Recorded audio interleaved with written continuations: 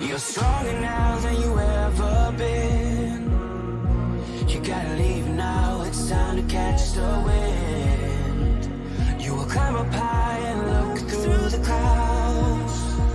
And when you're feeling low, I know you'll bounce back. Oh, and just remember, I will be there for you, baby. Remember, there's nothing out there to get you, don't forget it.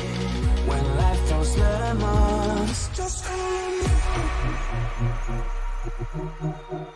Just call me. Just call me.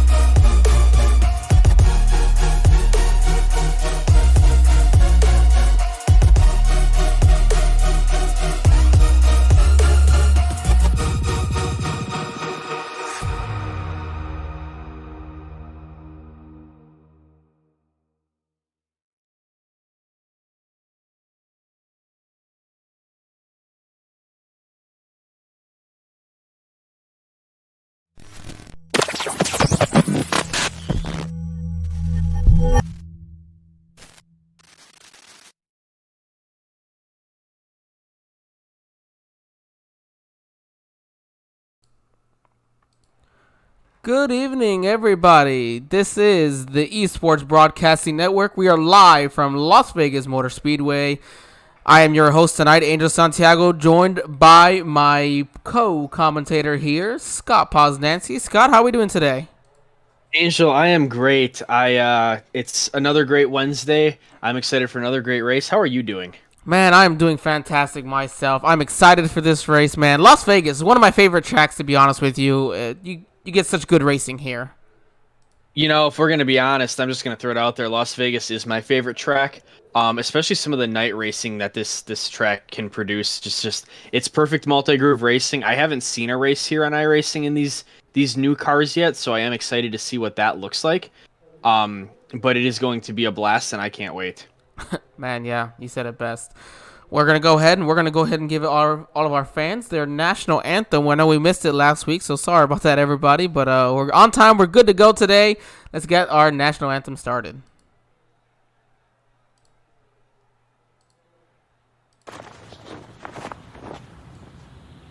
Oh, say, can you see by the dawn's early light what so proudly we hailed at the twilight's last gleaming, whose broad stripes and bright stars through the perilous fight o'er the ramparts we watched were so gallantly streaming, and the rockets red glare, the bombs bursting in air, gave proof through the night that our flag was still there. Oh, say does that star-spangled banner yet wave o'er the land of the free and of the brave?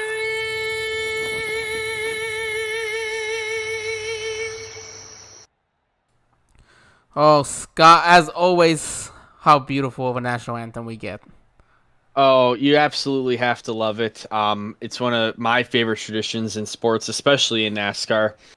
Thinking about the hypothetical flyover that would be going over from Nellis Air Force Base right now. Obviously, we don't get that luxury virtually, but it's one of those things that makes Las Vegas such a great track. Man, that's so very true. Can't wait. So excited for this one. We're going to go ahead and bring in our resident pastor of the field, Zach Wood, so that he can give our invocation for tonight's race. Zach, how are we doing today? I'm good. I'm watching Daytona 500 qualifying, getting ready to get psyched for Las. I think we all that are. Yeah, I was going to say that makes all of us. Oh. All right. Well, nonetheless, as always, Zach, lead us away. All right, let's pray. Almighty God, I thank you for this time in which you've set apart for us to come together and partake in iRacing this evening. We just thank you for technology that exists like this, for guys from all over the place to come together and to share in passions of racing. And Lord, we hope tonight we have a clean and patient race where guys keep their cool and let our conversations be fruitful and beneficial in your sight. And it's in Christ's name we pray. Amen. Amen. As always, Zach, very big thanks to you. Have yourself a great race. Good luck. All right, thank you.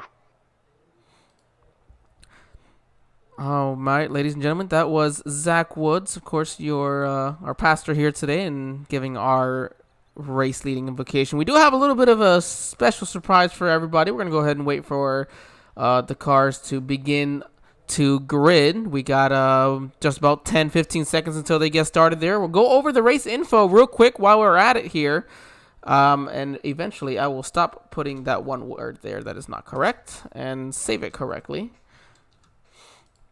Nonetheless, this is the Ghost Cup Series on the Esports Broadcasting Network, a sim racing media company. Cool night tonight, 68 degrees for the ambient temperature, low humidity, a little windy, 11 miles per hour, but gonna have a low track temperature as well. Yeah, I think one thing that's interesting about this track is it's actually going to be pretty cool versus what you might expect. This is a track that those track temperatures can obviously get north of 100 degrees, maybe up to 110, 120 even. But that's sitting below 80 degrees and the air temperature is obviously at 68. So that's something to watch because it's only going to get darker and that track's only going to cool off. All right, here's what we are going to do. We're going to jump on board with our drivers. We're going to go ahead and find, actually, for the very first time, what we'll be doing each and every week is a random driver will be chosen to give the starting command for the race. So today's very first is going to be the number 1 of David Modestball. So we're going to go ahead. We do have a couple of people that need to jump onto the grid before we are ready to go, but we'll bring David in here to the booth. Hold on just a moment, everybody. Hey, David, this is Angel and Scott in the ESBN broadcast booth. You got us? I've got you. All right. I know you can see those drivers on. I think we got a couple more getting ready that need to grid before we can start going here. How much time we got left there? I've got about 25 seconds. All right. I don't know if you're supposed to jump in just yet, but we'll wait for you when they tell you. I don't know if are we telling you or are they telling you? I'm going to hop in right now. There we go. All right. So first time, guys, we're experimenting this. Just trying it out, see what it works. See, we're on board now with David as he gives the starting command. Your engines. All right. Perfect, man. David, thank you so much. You're going to see the drivers start getting ready to go here. You're going to hear these engines roar to life as we get ready to go green here in the Ghost 200 at Las Vegas. David, good luck tonight, and thank you for being our honorary starter for the race. Thanks, Angel. Have a good one. All right, Scott, we're getting ready to go green here. Cars are getting ready to go. What are we looking for in tonight's race? Well, one thing that you're going to see at this track that we haven't seen the last few weeks is a surface that's multi-groove. I think this is the first multi-groove surface we're going to have since we were at Atlanta. And for those of you who may be able to think back a couple weeks to that race, there weren't a lot of cautions, which is something that this league has had a lot of the last few weeks, being at very difficult racetracks, Dover, Richmond, just to name a few. So I think letting these drivers get on a track where they can spread out, they can run their own lane, more so they can pass in a preferred lane instead of having to move another driver out of the way or wait for them to make a mistake to get by, I think is going to create a lot of green flag racing. Yeah, we're going to see a couple of unfamiliar names up front. Alex Coffey is going to be actually your pole sitter tonight. Has not been able to run the last couple of weeks, but he is ready here at Las Vegas, ready to gamble it all away in Sin City. You're going to have Trey Whitehead, one of our winners already. DJ Daniel, finally seeing him back up to the front here. Been a little while since we've seen DJ up front, but getting ready to go green here. As you come out of turn 4, you're going to see that pace car take that big dive down into the pits. There he is. Alex Coffey is going to bring us to the green flag here at Las Vegas. Gets a pretty good jump on that inside, but Trey Whitehead, we know how great of a restarter, or in this case starter, Trey Whitehead is. He's going to keep it neck and neck going big down into turn 1. Yep, turn 1, here they are side by side. That bottom groove in turn 1, it is bumpy as can be. Can really upset the handling of this race car, especially in cold tires. So we'll have to see, can these drivers make it through that first turn unscathed. But here they go. DJ Daniel to the bottom of Alex Coffey. He's going to try to clear him for first off of turn 4. Can he slide up in front of him? Is he going to do it?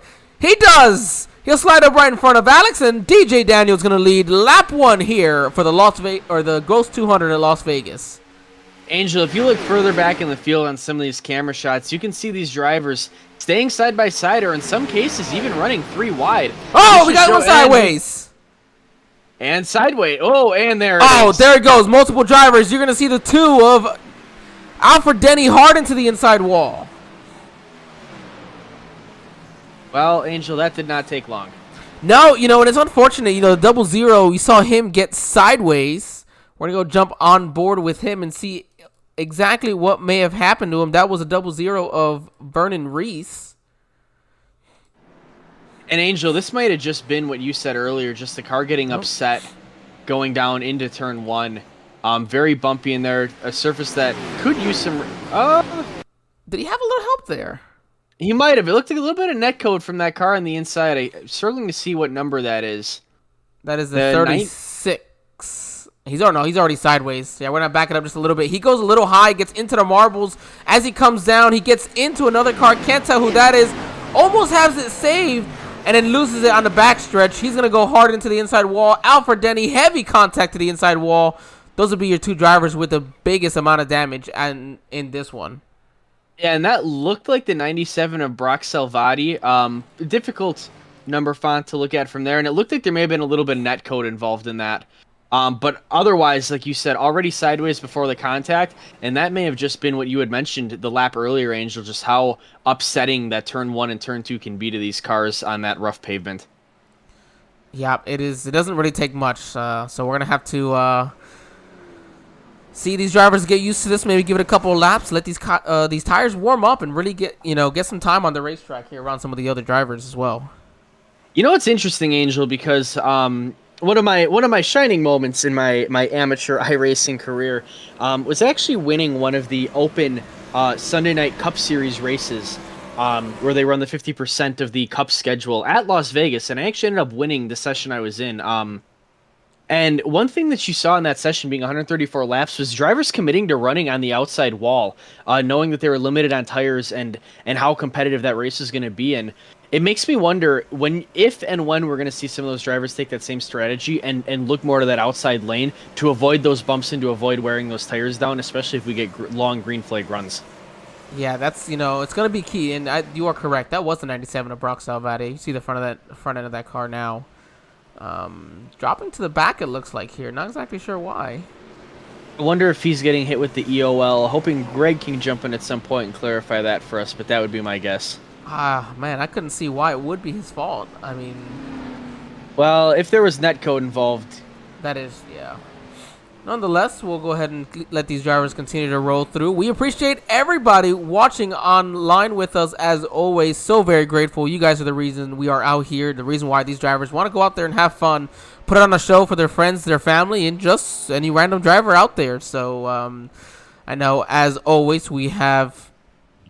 let's see. Mike Sabanovsky, one of our usual drivers in the number 22, out today, being subbed in by team owner Noah Owens, who also does all of their paint schemes. That is for Blue Motorsports. Sue Nowak, as always, rooting on her grandson Kyle Rocket Speeds. Look at that, Grandma. She remembered. Hey, every week, Sue, it's getting great to see you.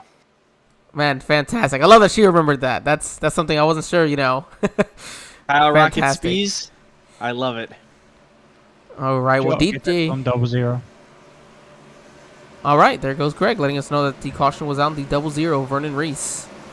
And 97 got an EOL because of his blinking issue. Oh, there you go. That answers that question. Thank you. Well, Angel, I don't know if you're peeking on the side of your screen. Don't want to give too much away, but first round is done down at Daytona. Ooh. All right, well, we're going to let these guys go green for a moment after a lap or two. Then we'll let everybody know a little bit of a spoiler alert so they can mute us maybe if they need to. Nonetheless, There we're is getting no ready to go surprise. green. Oh, of course. All right, DJ All right. Daniel starting on the outside. It's Alex Coffey with a big run on the inside. He's going to take the lead. I wasn't sure. I thought DJ had the lead before the caution came out. Maybe I was wrong. But nonetheless, it looks like Alex Coffey was the control car there. Dives down here into turn number 1 and 2. And he's got Mark Gonzalez right on his bumper. Mark's having himself a pretty nice run up here at Vegas. Yeah, Marcus had such a bipolar year so far. He's had some excellent runs, has had a few misfortunes here, and at some points in some races, he'll be running up front, and I believe it was Richmond, I could be mistaken, ended up getting a late EOL for causing a caution and just a momentum killer. But when Mark is allowed to run free, he will find his way to the front. He's no stranger to that. Yeah, so great to see that that car running up there. Oh, DJ gets a little loose into that turn maybe. He's going to go through wide. He's going to lose a couple spots there. Oh, it looks like Trey Whitehead's in a wall. He goes down, gets into to Ryan Gardner. Kyle Gardner, I'm sorry. Oh, we're going to have a caution. Yeah, and it looked like the Trey Whitehead kind of just came off the wall, came down into traffic, and just got thrown around. That's unfortunate. That might end up being a faster pair. I didn't see how hard the contact was. We're going to see this right here. Wow, it looks like he went to go slide in front of DJ Daniel, and it just launched up the track, hit the wall off of turn 2. Let's try to get a little bit of a better view for everybody here. There you go. Across the nose of the 62. Yeah, so he goes low. The 96, we saw him get loose going into the turn. He gets into the wall, comes down. He gets into Chris Reese. Heavy contact for both of those drivers. I don't know how nobody else. Oh, no, he got collected. There it is. I think that was Brock Salvati, too. Oh, yeah, that's just terrible misfortune. It looked like someone else may have clipped Chris Reese when he came back up the track. Nothing serious, but yeah, then, the 97 of... And there goes Gibney. He gets into the wall as well in that situation. Mr. Modified can't catch a break. Hey, at least we didn't do it this time, Angel. No, we did not. I actually think he still does have one complete card. Probably it's a little bit, might be off toe a little bit with how hard he got hit and got shoved into the wall, but it doesn't look too bad, actually. No, and at a track like this, I think you can suffer to take that a little bit here at the beginning, and actually work down those repairs as opposed to use that fast repair. You're not going to fall off the pace too drastically. Well, I think that's something that a driver like Alfred Denny did. You see, he's still got heavy damage, so he hasn't used his fast repair yet. So some of these early cautions here giving him a break to get some of this damage repaired. Heavy damage, though. He's definitely the fast repair if he wants to have a chance at this race. Most definitely, and I think you might see some team strategy start to play in here. Both the two of Alfred Denny and the 62 of, excuse me, not the 62. The I'm getting confused in my numbers. Whew.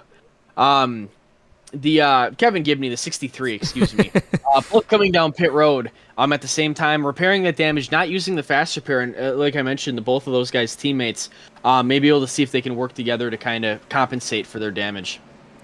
All right, what we're going to do is we're going to bring Alex Coffey in. He was your pole sitter, so let's go ahead and bring him on in here.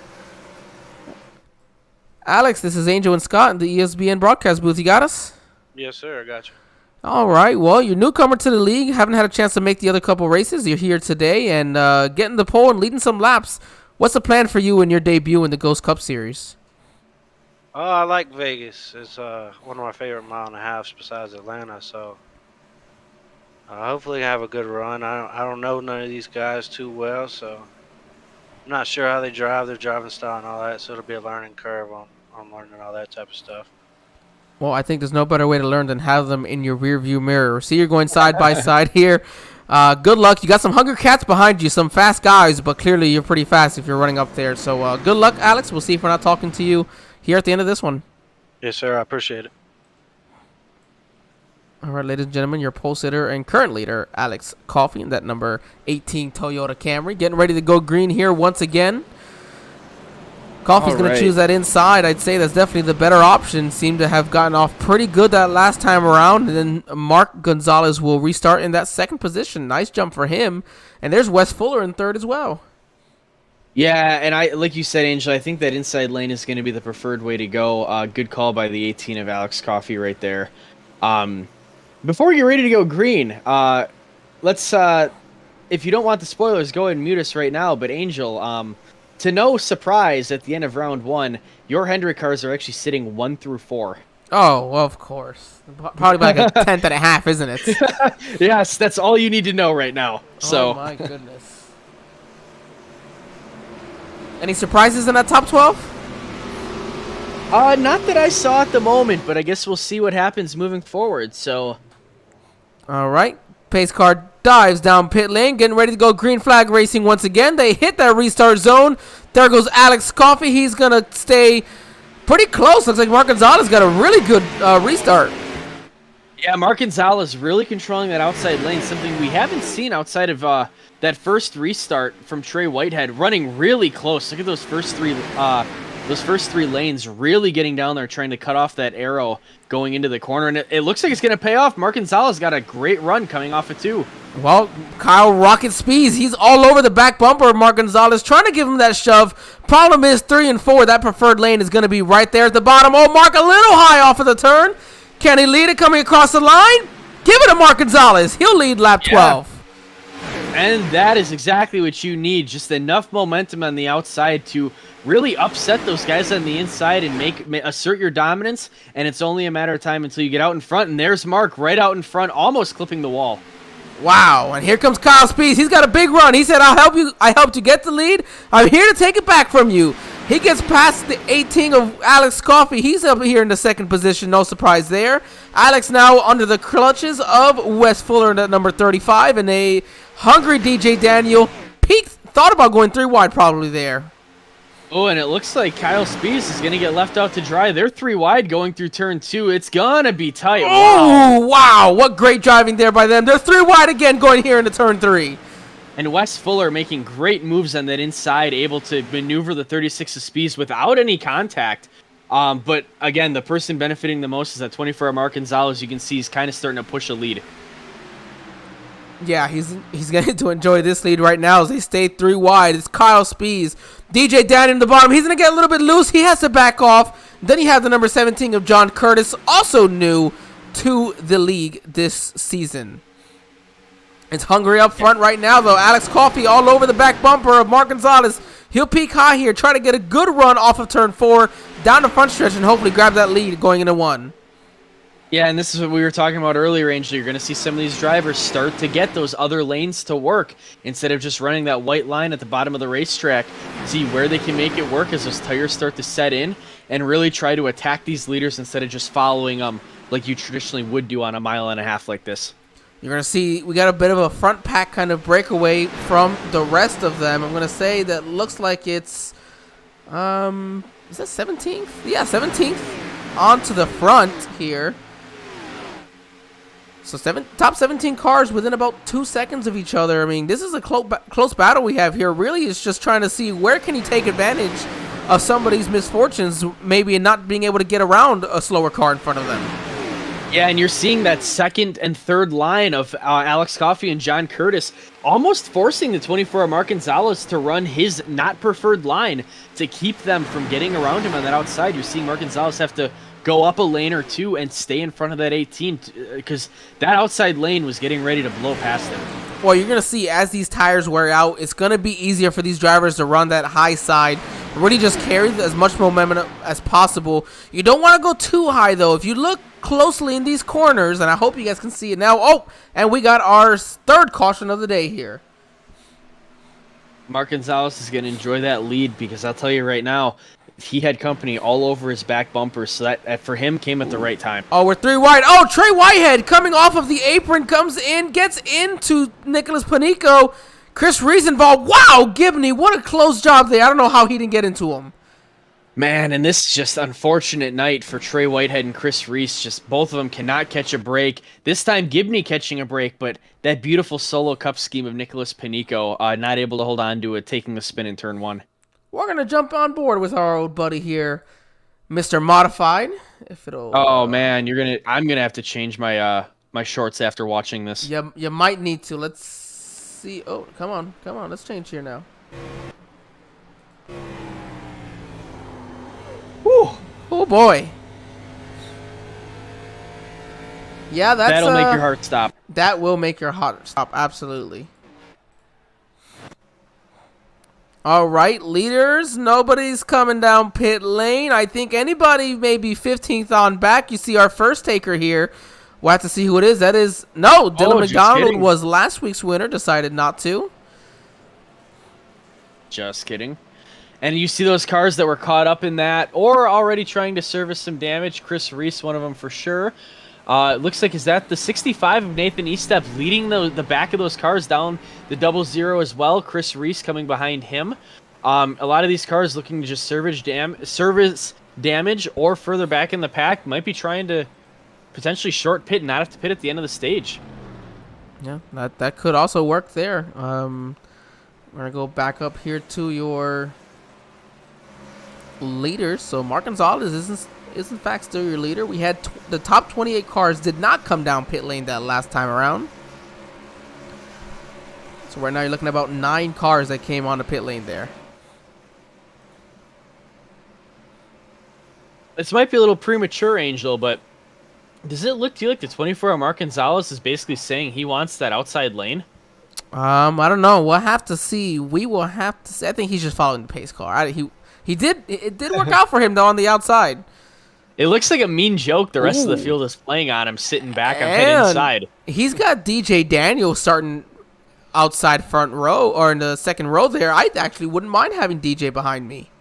Yeah, if you can control the field and you have DJ Daniel behind you, and look who's going to be behind DJ Daniel. It's going to be the 36 of Rocket Spees. Those are 2 guys you're going to want behind you. Taking that outside might not be a bad decision here. No, not at all. Especially because here's the thing, Angel. We haven't seen anyone control the field from the outside yet. That is true. And if you could take the lead on the outside when you weren't controlling, there's a good chance you could probably get yourself a pretty good run. Yeah, and that's exactly what the 24 Mark Gonzalez is going to do. He's going to let that outside. That means you're also going to give DJ the opportunity to pass for second on this restart. That is also true. Interesting decision there. We're going to go ahead and Mike Sabanovsky, one of the drivers here, as we mentioned earlier, out for today's race. He's in Daytona for the race, so Mike, you have to hit me up. I'll be at Daytona. I'm here every year. I live 40 minutes up the road, so it's kind of an easy choice for me to be here every year. So thank you for joining us from Daytona. I'm just about 45 minutes away in Orlando, but right now tonight we're here in Las Vegas. Beautiful sunset. I always do love the sunsets here on iRacing that they have for Las Vegas. Oh, definitely. This track is just beautifully done. I cannot wait. And I'm going to tell you right now, Angel, I cannot wait for Sunday. I'm really jealous. I'm so excited. This will be my 15th Daytona 500, and I can tell you it always feels just as sweet every single time. Well, if it feels half as amazing as Road America feels, then I know exactly how you feel. Oh, it's going to be exciting. Here we are. We're getting ready to go green flag racing. Pace car is going to cut down pit lane, and Scott, have at it. All right, the 24 Mark Gonzalez on the outside, something we haven't seen. The field bunching up behind them, unsure what's happening there. But as Mark Gonzalez comes across, he's actually going to get beat to the line by the 18 of Alex Coffey. Not the restart he was hoping for, and it looks like the 18 of Coffey and the 17 of John Curtis is going to get a great run in that inside going into turns 1 and 2. Yeah, Alex Coffey will indeed clear Gonzalez for first. Can Gonzalez get a good run down the backstretch and a push from DJ Daniel to clear for second? He's got a pretty good run there. Thinking he thought about a little bit more, and he could have maybe got up alongside that 18 for the lead. It almost looked like the 36 of Kyle Spees was pushing DJ Daniel into Mark Gonzalez.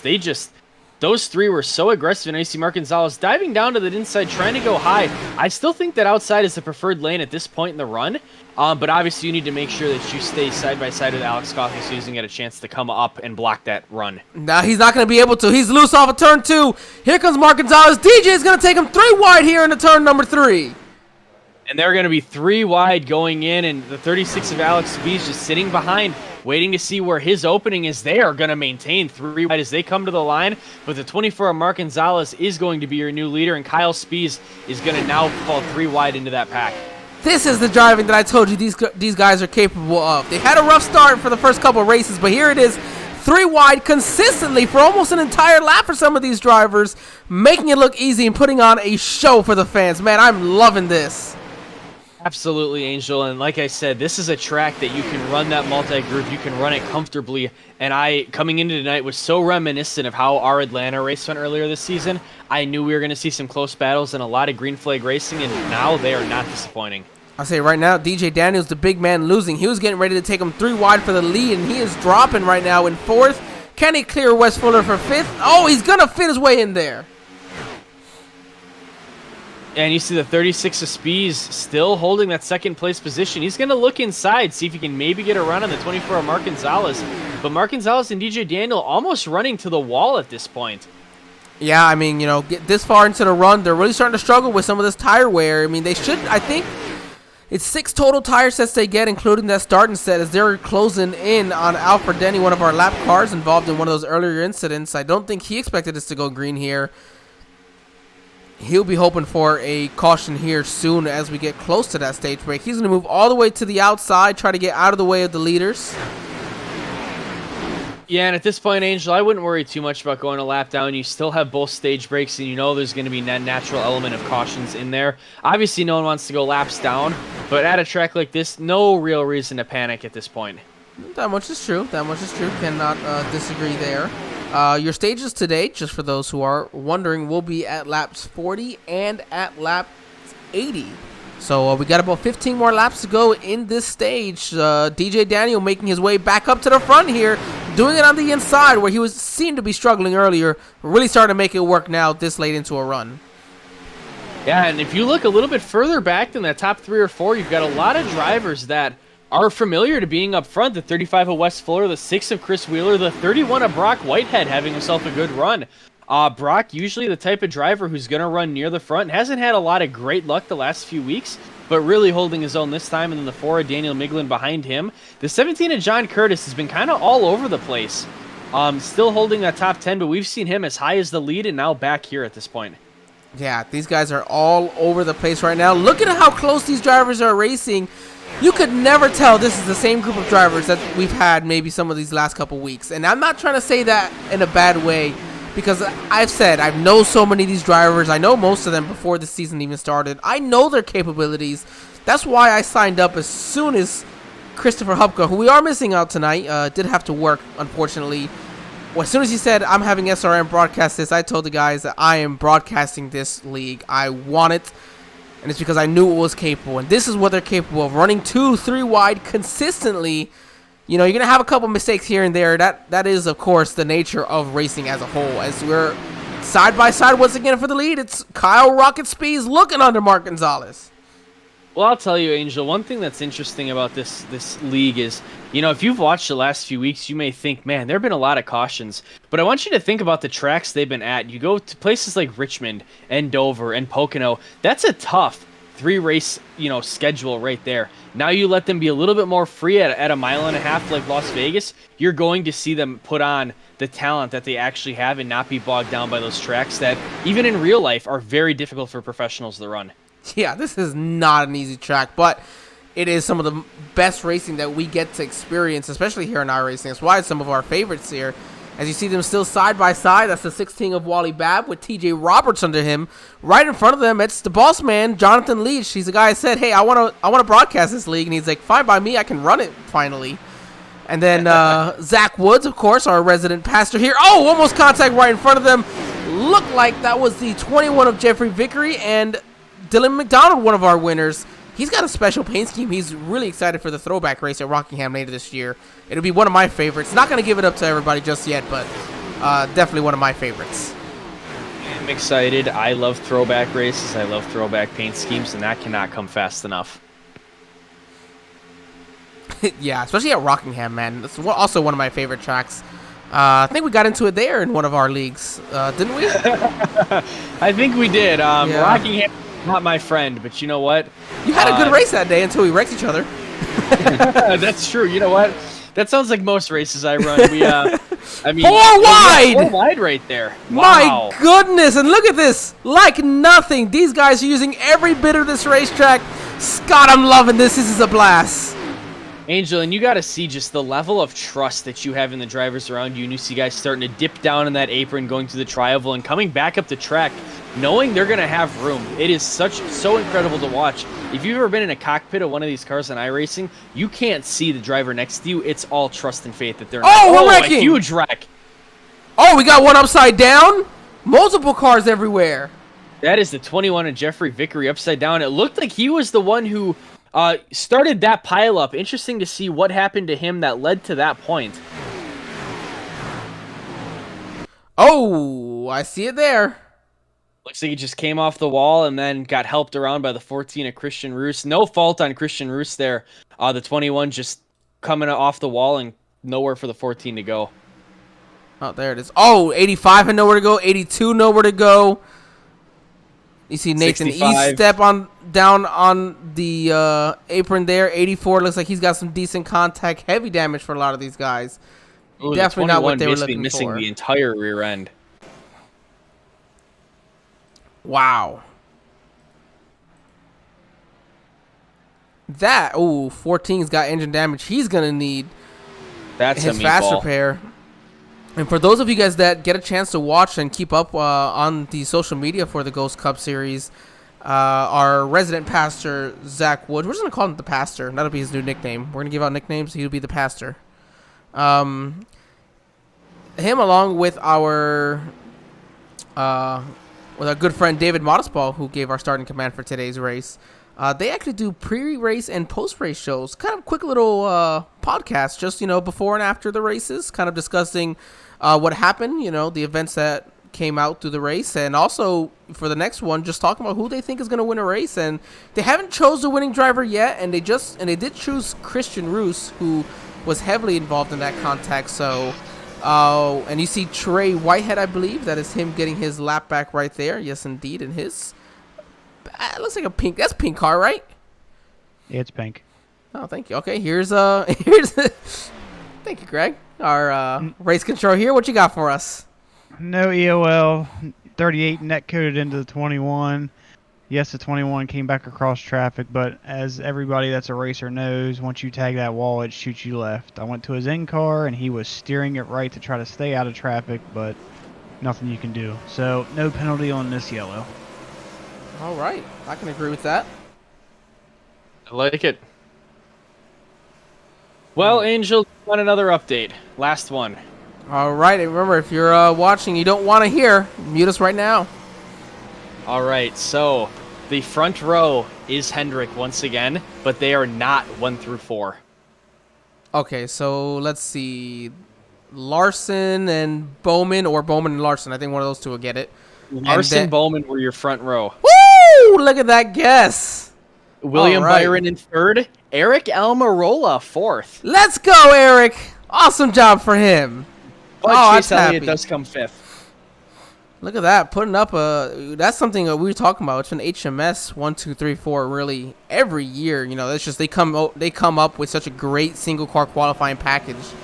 So nice to see a different car up there, and a guy who's getting ready to retire this year, Tampa Bay native Eric Almirola. Good for him. Yeah, One of my it'll be favorite interesting drivers. I like Eric Almirola. It'll be interesting to see what happens this year, especially at Hendrick now with Chad Knaus in a different role. And I think you saw that a little bit with what Jimmy Johnson did during the Rolex 24. But I don't know. There's some interesting comments made today by Jeff Gordon about the future of Hendrick. Ooh, I think I missed him today. He's my favorite driver. What am I doing? I had a busy day at work and trying to get this new graphics card set up. I don't know if I should thank or not thank the boys at Deep Racing for that. All I'm going to say is there is discussion about an Indy 500 being in Kyle Larson's future. Oh, that should be no surprise. I just wish Jeff Gordon would have done one. Yeah, Jeff Gordon did hint that Hendrick may be interested in other auto racing as well. You know that once Jeff Gordon takes over, that's exactly what's going to happen. Oh, they're going to be in IMSA immediately. It's that's what he's doing there this year. He's just going to take over. He's going to learn from the boss man, for a year, and boom, it'll be his. If not next year, definitely in 2 years. But I'm pretty sure old Ricky's going to retire here at the end of the year. Oh, absolutely. I mean, he's accomplished everything you can. I mean, there's not much more he can do. I mean, just go out, retire, and enjoy your life. Because, Rick is at basically every race. He's not one of those owners who doesn't show up. He's there every race. Yeah, absolutely. And from everything you hear about, old Rick Hendrick, he's class act guy, very polite, very understanding. Just in so many ways, seems like the ideal person to work for. Yeah, I mean, and I think we've seen that plenty with those who have raced there before. Very few have not worked out in that situation. Absolutely. So nevertheless, the 24 of Mark Gonzalez, he is going to take the outside once again. See if maybe he can make that work. He's going to have DJ Daniel and Brock Whitehead behind him, but a very good restarter in the 36 of Kyle Spies on his inside.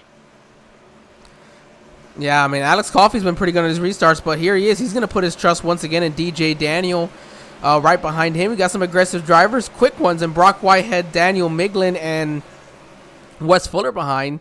Thaddeus Marshall, haven't had much of an opportunity to talk about him up here in 8th. Dylan McDonald, one of our winners, up here in 9th. Last week's winner, I'm sorry. And then Chris Wheeler as well in 10th. So some fast guys up here getting ready to go green flag racing. We've got 3 laps to go in the stage. At the line, Mark Gonzalez going to lead us to the green from the outside lane. You see the 36 of Kyle Spies, an excellent run, and Alex Coffey all over that front bumper. DJ Daniel going to do the same for the 24 of Mark Gonzalez, and they are going to be side by side going down into turn 1. 3 wide going into turn 1. DJ Daniel's going to look to the outside. Decided not to. Decided that maybe it's not the best idea to do it, but Mark Gonzalez is going to lose the lead again on that outside. Kyle Spies has got one hell of a push from that 18 Alex Coffey. They're going to clear no. Gonzalez gets right to the side of the 18. There are 3 wide behind him. Oh, and you see the 4 of Daniel Miglin getting hung out in that 3 wide traffic. Got the 38 of Dylan McDonald behind him, hoping to make it work. But as we saw earlier, that middle lane when you're 3 wide can be really unforgiving. But Kyle Spies out to a great launch, is probably going to win this stage. And they're spinning they're sideways. Him. Yep, and that should be it. You called it. He's going to win the stage because that will end the stage. Any caution within 5 laps of the stage end, which would have been here in the next lap, results in the end of the stage. We're going to go jump back and see what all happened to Chris Wheeler. He's just trying to back up off the 48, and I think just the 60 really had nowhere to go. This has to be just another one of those racing incidents, man, where just nowhere to go in one of those situations, and doesn't look like anybody got heavy damage. Great job by all the drivers getting around them. Yeah, and did it look like Chris Wheeler may have towed right there? No, he's still on track. Oh, all right. He disappeared a little bit. He did disappear for just a moment, yeah. Well, we can chalk another stage win up for the 36 of Kyle Spies. He is wrapping up stage wins like they are nothing this year. Still struggling to find his way to victory lane, but those stage wins are coming pretty easily. I will say he's got probably one of my favorite suits. Do you know what that is, Scott? Oh, is that Woody from Toy Story? That is Woody. I actually have one saved on my trading paints as well for it. There are some great crew suits on trading paints if you dig deep enough. Mine is actually the TIE Fighter pilot from Star Wars. Mine is, and don't you dare, because I know one of you guys that deep want to give me crap for it anyways, for me not having watched Star Wars. Mine at the moment, I believe, is Bender from Futurama. Like it?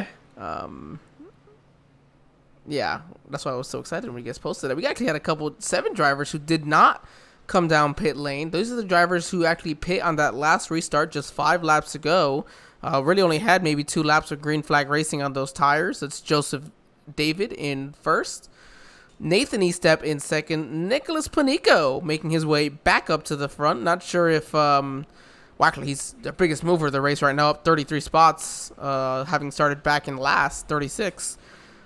Jeffrey Vickery, we saw him involved in that wreck, and he's back up here into the top 5. Nick Biddy here. We saw him involved in one of those earlier wrecks. Mike Corvo in the 82. He was also involved in a wreck. This time I say it correct. Ron Gardner, not Kyle Gardner. Kyle Spies in 8th. Alex Coffey, then right now your top 10. Oh, I'm sorry, in 9th. Mark Gonzalez is in 10th. I don't know what my math is today. Sorry about that, everybody. So you see Kyle Spees winning the race off of pit road, but gonna have a little bit of traffic in front of him. And I think the thing that's interesting, Angel, is some of those cars that stayed out are guys that have been involved in wrecks already, whether it be the 65 Nathan Estep, the 55 of Nicholas Panico, the 21 of Jeffrey Vickery. Some of these guys using faster pairs already, some not. But you've got guys who have struggled so far in stage 1, grabbing some great real estate as we go into stage 2. You know what I think is absolutely fantastic is we went, let's see, 40 laps there, and we have only 2 drivers, 1 lap down at the moment. That is great, and that just shows the talent of these drivers. And I think more so, Angel, what this shows is we've had a handful of cautions, but the talent of these drivers to be able to avoid those wrecks and be able to strategize to stay on the lead lap and not need to go laps down, not need to tow, and be able to manage their race for longevity rather than trying to just survive in the moment. Yep, that much is very true. I couldn't have said that better myself. We're looking on from the bumper cam of Joseph David, that number 83 Chevrolet, currently leading the field. On looking on towards the Nathan Estep, we know he'll be an aggressive restarter here, as is Jeffrey Vickery. Got a couple guys over here who by no means are not fast. They just got involved in a wreck and decided to use some strategy to put themselves back up front. Yeah, the 83 of Joe David, not someone who we've seen near the front too frequently this year, but does have some great speed. On the flip side, though, the 65 of Nathan Estep and the 21 of Jeffrey Vickery, both guys who are not, unfamiliar being in the front. The 21 of Jeffrey Vickery actually has a few great runs this year. The 65 of Nathan Estep usually getting up there on some strategy, but is surely capable of being up there, but not far behind that group. You do have that 36 of Kyle Spees, the 18 of Alex Coffey, the 24 of Mark Gonzalez. 3 guys that have pretty much just controlled this entire race thus far. Ready for a rundown for the stage finish? Oh, yeah, let's get that done real quick. Sorry about that. Go ahead. All right, it froze at the moment of caution. I went through the field. So first is the 36, then the 24, then the 18, 96, 4, 31, 35, 38, 48, and 17. All right. For Alex Coffey having not run in this league before, this being his first start, I think 3rd place in stage 1 is a great way to make a name for yourself. Yeah, getting the pole and leading some laps is another way to do that. Great job for him That's so true far. as well. A very commanding stage 1. I know he's going to look to keep that up as stage 2 is going to start to dwindle down. We're going to have 37 laps to go when we take the green flag. 37 laps to go in this stage. Pace car is getting ready to dive low. We'll see Joseph David get ready to go up through the gears and get going here. Back racing in the Ghost 200 at Las Vegas Motor Speedway.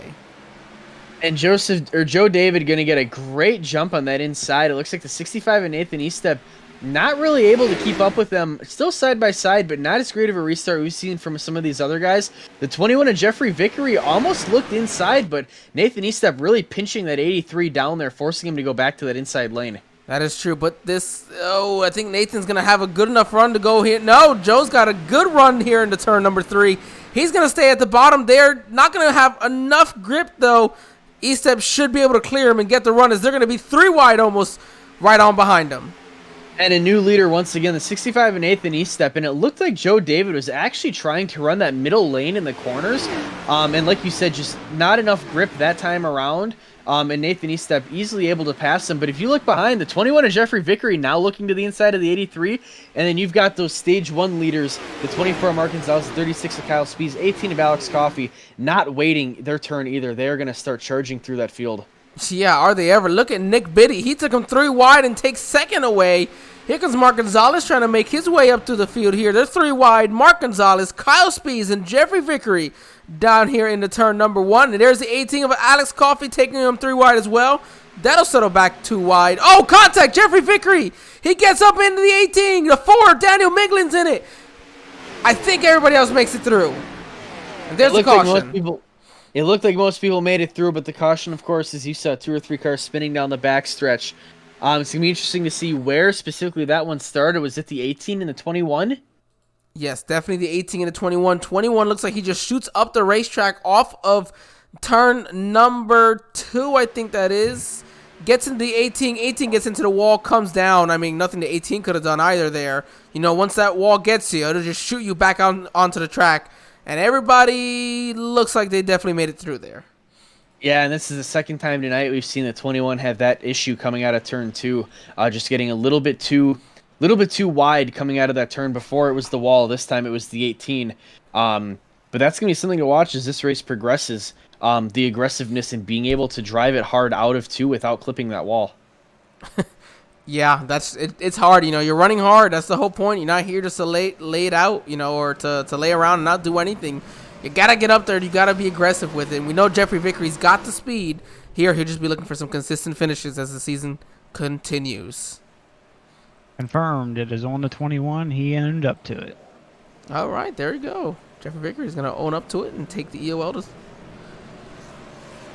You know, one thing we haven't mentioned, Angel, is how nice it is when drivers can own up to their mistakes. It creates such a positive culture, and like, I think, you know, when Greg tells us those things that these drivers are able to own up to that, it really shows just a level of character that's on the track. Of, you know, let's be honest, Angel, everyone makes mistakes, especially, you know, when you're on the racetrack. You know, you're bound to cause one eventually. So being able to, you know, swallow your pride and own up to it is just creates such a positive culture and really helps your relationship with the drivers around you. Oh, there goes Alfred Denny. He's going to get the lucky dog here, get himself back on the lead lap with his battered race car. No, yeah, but you are absolutely right. You know, getting genuine people like that. And that's who Chris Hupka is. Chris Hupka, that's the guy who runs this league. He's just a genuine stand-up guy. Love talking with him, bickering back and forth and some of the things we say to each other. He's such a great person, though. And I think in that leadership is when you find people who are the same way. You know, the leader of this league is Chris Hupka, and you know, the people he's got in it definitely reflect, I think, him and the league as a whole.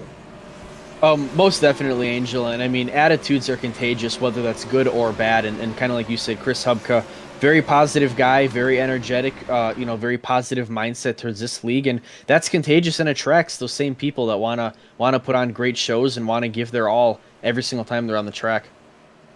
Exactly. Could not agree more. I mean, and then you find the right balance. You know, you got a race control like Greg, who we said, you know, we mentioned before. He's as straightforward with everything he possibly can be. Leaves no room for error or for questions, which is, you know, kind of important when you're being a race control. You know, I'll tell you sometimes, though, when you're a driver, race control is the furthest thing from your best friend. But at the end of the day, you do have to admire someone like Greg who can call it straight down the middle. And, you know, I've said this for weeks before, and I'll say it once again. There is no one else I've met on iRacing that I trust more than Greg to run race control. He is no nonsense, no bias, and he has shown it week in and week out. Yep, and I think, you know, a lot of these drivers, you know, and even you think about our pastor, he says, man, I love having this race control. You know, it just shows that it's all about keeping it fair, and that's what everybody just wants, and the opportunity for it to be fair and go out there and have some fun. And I can tell you, any one of these guys currently in the top 5, I think they're having a lot of fun. Oh, most definitely. And if you look a little bit further than the top 5, you see some drivers we haven't seen up here tonight so far. The 86 of Jonathan Leach, the 11 of TJ Roberts, 38 of Dylan McDonald. He's always a front runner. The 00 of Vernon Reese, and the 63 of Mr. Modified, Kevin Gibney. Really, really great field up there at the front. Not a lot of guys that we talked about often, but a different style of track than what we've seen the last few weeks, maybe bringing out, you know, maybe a little flame in the hearts of some of these competitors.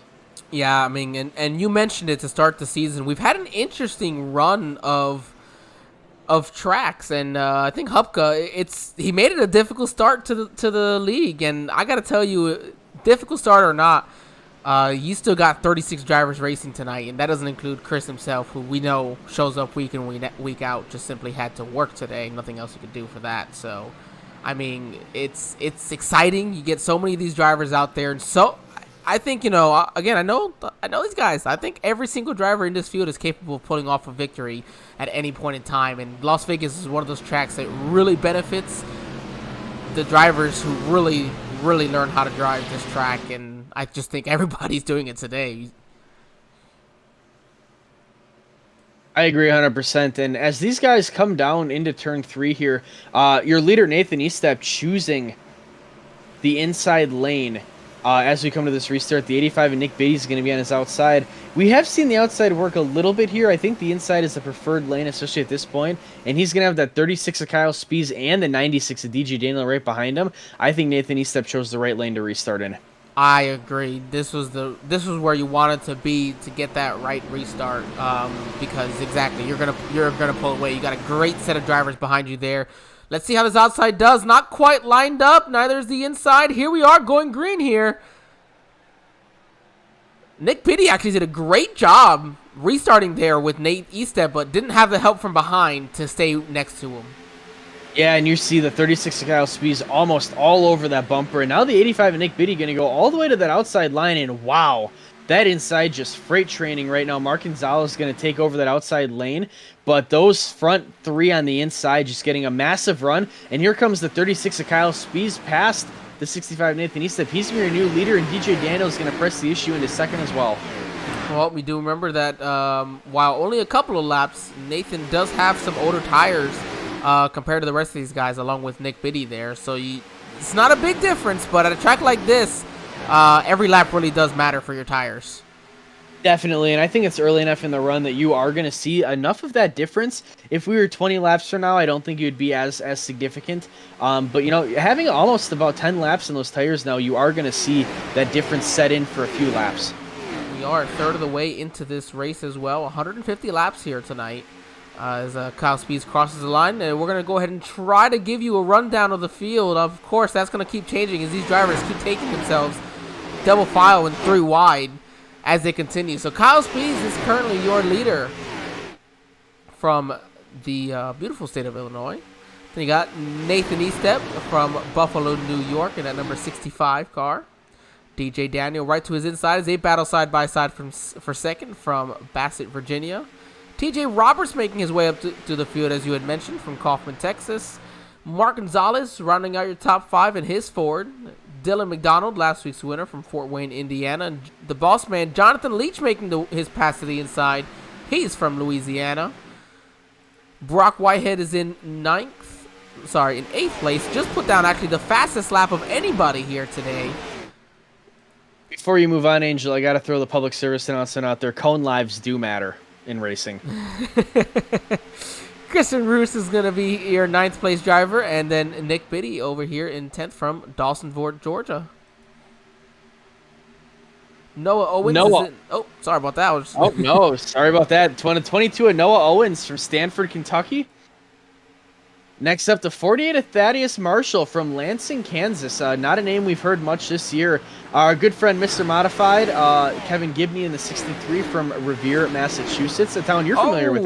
Mark Gonzalez, he's trying to come down pit lane. He's going to miss it. That's going to be a tough break for the 20. Oh, and it looks like he spins trying to come back up on the track. I'm no not caution. Sure what exactly happened there. Well, either way, I figure, Angel, it could have been a lot worse than it was. Yeah, that could have been really, really bad. Hard thing to see for Mark Gonzalez after having such a good day so far. They're side by side. Here comes Nathan Eastep once again to the bottom, trying to take the lead away from Spees, but everybody's going to go with Rocket. Oh, and Nate Eastep gets into him. There's contact down the front stretch. They keep it going. What a save. I can't believe he saved that car.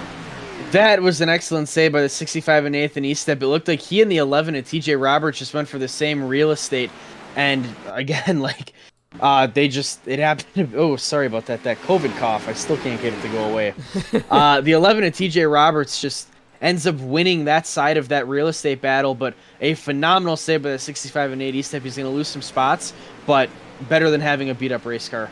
Yeah, what a save. I think that's going to be considered the save of the year. And I don't want to give that to him, but I think he's got to get it. DJ Daniels, though, looking hard on TJ Roberts as he keeps making his way through the field all the way up to the 2nd position. And we've got our first caution.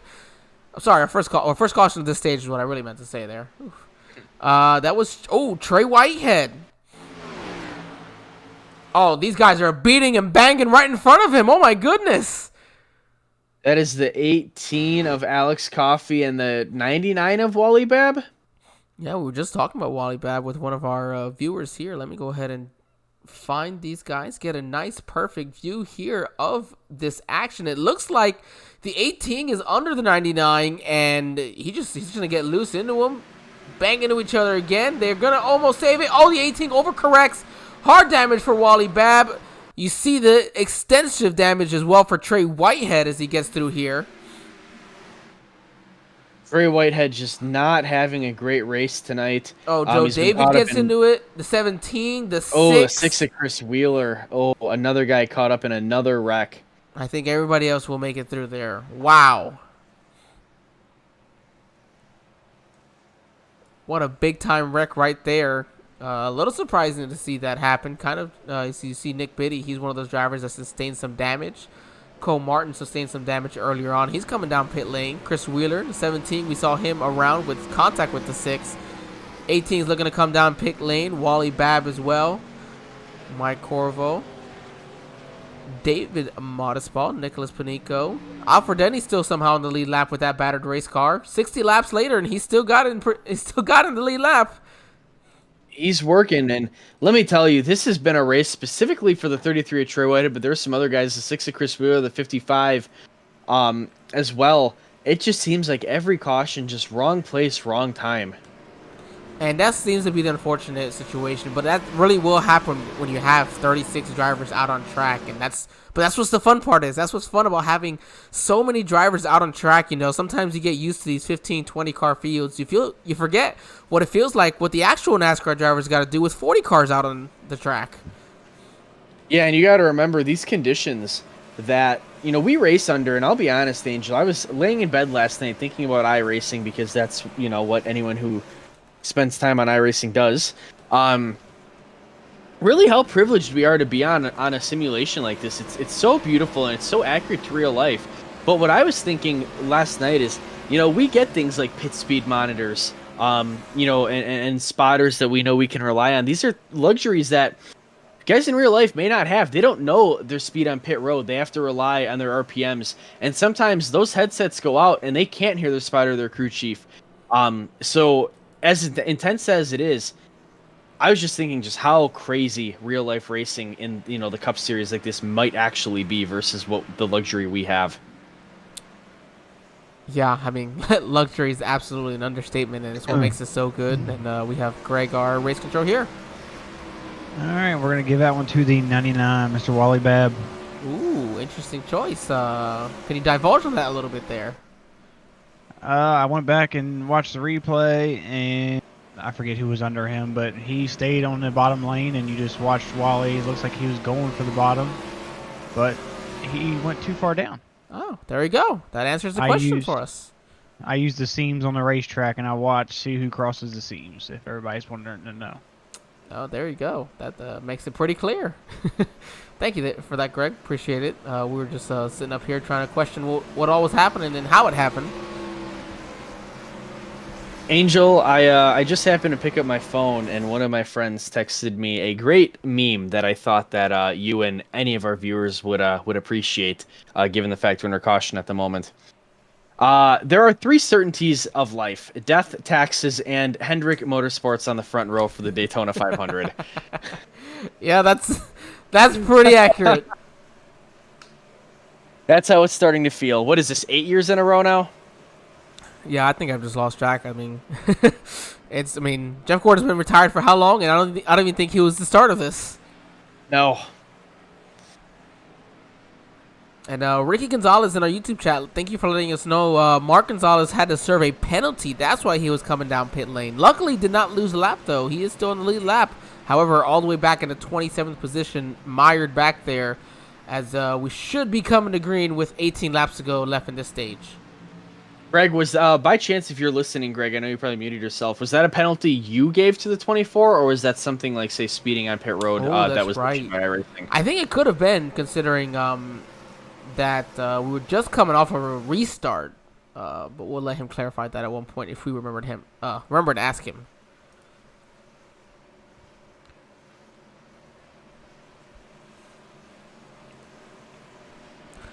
We're talking about how nice these cars look, Scott. for those watching, I was able to luckily win one of those new X shuffles, and we got ourselves upgraded to a much nicer graphics card. Hopefully, you guys get to enjoy a better quality view because of it. Yeah, I love the way that the lights at a night race like this shine off the cars. It's absolutely beautiful, the work that they've done on iRacing to make it as real as possible. And if you follow iRacing at all, or you're into sim racing, one thing that is I think everyone in iRacing has been eagerly waiting for is weather conditions. Took it right out of my mouth, man. iRacing has been teasing us for a long time, and they have showed some great footage the last few days. I hope it's not far off. I think if not this next major update, maybe I think it could be, maybe not this next one, but the one after that, maybe where we get it. I think we're that close. Oh my goodness, could you imagine what your graphics card needs to do then? Oh man, my computer's I'm gonna be running on a potato at this point. I have a pretty solid rig. I think I'm gonna have to be I guess I'll be broadcasting every rain race we might have. I'll be everywhere all week long now, but it'll be a blast. That it would be. Could you imagine? I wonder if iRacing's gonna do something where there's gonna be random rain, where a race like this may end up on a rain delay. You know what I mean? Ah man, rain delay. That'd be kind of a pain in the butt, to be honest with you. I wonder if there'd be a way to skip it though. Like just change the track condition. Oh, you know what? That's actually a great idea. Scott, you need to be working for those guys. That'd be great. I want you to tweet Dale Jr. right now and tell him to employ me. I will quit my day job in a heartbeat. Tweet Jr., Steve Myers, all of them. All right, that pace car is going to take that big dive down to pit road. The 36 of Kyle Speed is going to lead this field to the green. We had a little bit of a delayed caution. The 11 of TJ Roberts on his outside. The 36 of Kyle Speed is going to get a good run. The 11 of TJ Roberts staying right next to him. But as we've seen, no reason to believe the 36 of Kyle Speed is not going to take that lead going into turns 1 and 2, and he is going to. Yeah, look at that. DJ Daniels all over his back bumper coming off the turn. DJ wants the lead. Gotta remember, they've got 17 laps to go before the stage ends. Still some stage points out there to grab. Kyle Speeds did win that first stage. He's looking to sweep the stages here at Las Vegas. And the 38 of Dylan Mcdonald got a great run in the inside as DJ Daniel went up the racetrack. Dylan Mcdonald, the guy we talked about, always running near the front, had a great race last week. He's going to find himself battling with DJ Daniel for second as Rocket Speeds continues to enjoy that lead. Man, look at the battle we're having back here. Once again, this is Jonathan Leach. You see Christian Roos next to him, showing why he was a pick to win this race by our pre-race show of Zach Woods and David Modestball. Here goes Nathan Eastep, was 3 wide earlier, taking it now, looking to the inside of TJ Roberts, trying to grab fourth away from him as they continue to battle for second, and Kyle Speeds has to stay in tow. Can't really pull away just yet. Yeah, and now that we're a little bit further into this run, Angel, you're seeing these tires start to offset themselves earlier in the run. If you guys remember when Nathan Eastep was in the lead, he got blown by guys like the 36 of Speeds, the 96 of DJ Daniel. But we're at the point where that tire wear is starting to even out a little bit more. Eastep being on those older tires, not being as significant of a problem versus the cars around him at this point. You know what would be interesting to me would be to see the 18 of Alex Coffey in the 14th position, now ready to take 13th from Gardner. He came down pit road that last time around, and that last lap before this one, he had the fastest lap of anybody today with a 29.94. One of the few guys in that 29-second bracket. As he's now looking to the inside of Zachary Woods, moving up into the 12th position, now inside of Kevin Gibney Jr. You'll see him continue to chop away pretty easily with these fresh set of tires. Yeah, and I'm curious if we're going to see these drivers start to take a little bit more liberal approach to how they manage their tires. We're in Stage 2 and almost done with Stage 2, about 12 laps to go when we come to the line, and a lot of these drivers have only taken one set, so they've got quite a few stashed in reserve down on pit road. See if maybe guys will start to push the issue, take tires a little bit more frequently, especially depending on where in the field they're running. We're going to jump on board here with that 18 of Alex Coffey. You see the Ford Daniel Miglin a little bit loose there off of turn 4, looking to dive to the bottom of Christian Roos. Door gets shot. Here comes Coffey to the outside. He has the fresher tires. You see him straddling that third seam up there. Comes down a little bit. Oh, the 31 of Brock Whitehead's loose. Everybody's having to check up. Eastep almost in the wall. What great driving and awareness by these guys. Yeah, and if you look at the 18 of Alex Coffey, he is ready to go and just Three cannot get by wide? these guys. No! Thought about pushing to 3 wide, and you saw how big of a checkup he had to give the 65 of E-step. And I can tell just by the way Coffey's driving right now, he wants to go, and these guys are not doing him any favors. No, not at all. He's ready to take it 3 wide again if he needs to. He's right on the back bumper to the 65. Nathan E-steps a little bit loose, it seems like, on the outside. Here comes Coffey with a big run off of turn 2. He dives to the inside of Christian Roos. We're 3 wide again going into 3. And he's going to take that big power move down into turn 3, clearing the 14 and now clearing the 65. Those fresh tires are paying off, and he is the man on a mission. Yeah, I am loving this. Wow. These guys, they're continuing to battle behind as well. This multi-groove racing is proving to be really successful for these drivers as they're getting more comfortable realizing where they can and can't run. And you see how close on that last camera angle, Angel, how close some of those guys are getting to that wall coming out of turn 2. It's very similar to Dover. It'll just come up and bite you. Oh, yeah. You never want to let that wall come up and get you there. Oh, one car sideways down into the grass. It looked like Jeffrey Vickery. I think he kept it together, though. Yeah, it looked like a lot of excellent driving back in the pack, saving that. A couple cars getting a little uncomfortable, but saving it. And you see 3 wide right there, almost. The 2 of Alfred Denny almost ending up sandwiched in between. Can't tell what car that is on the inside, and the 65 of Nathan Eastham on the outside. Deciding to back out of that. That was the 60 of Zachary Woods, actually. Almost ended up in the middle of that 3 wide. Decided to say, no way, not today. Finally got that car fixed and wants to keep it that way.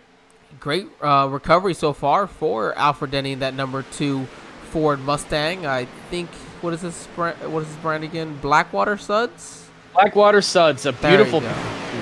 Yeah, I love the paint scheme. I'm a big pirate fan, so seeing these, seeing what looks to be a little piratey stuff on there, really like it. No, nice recovery for him. We saw him involved in one of those earlier wrecks. Decided not to take his fast repair.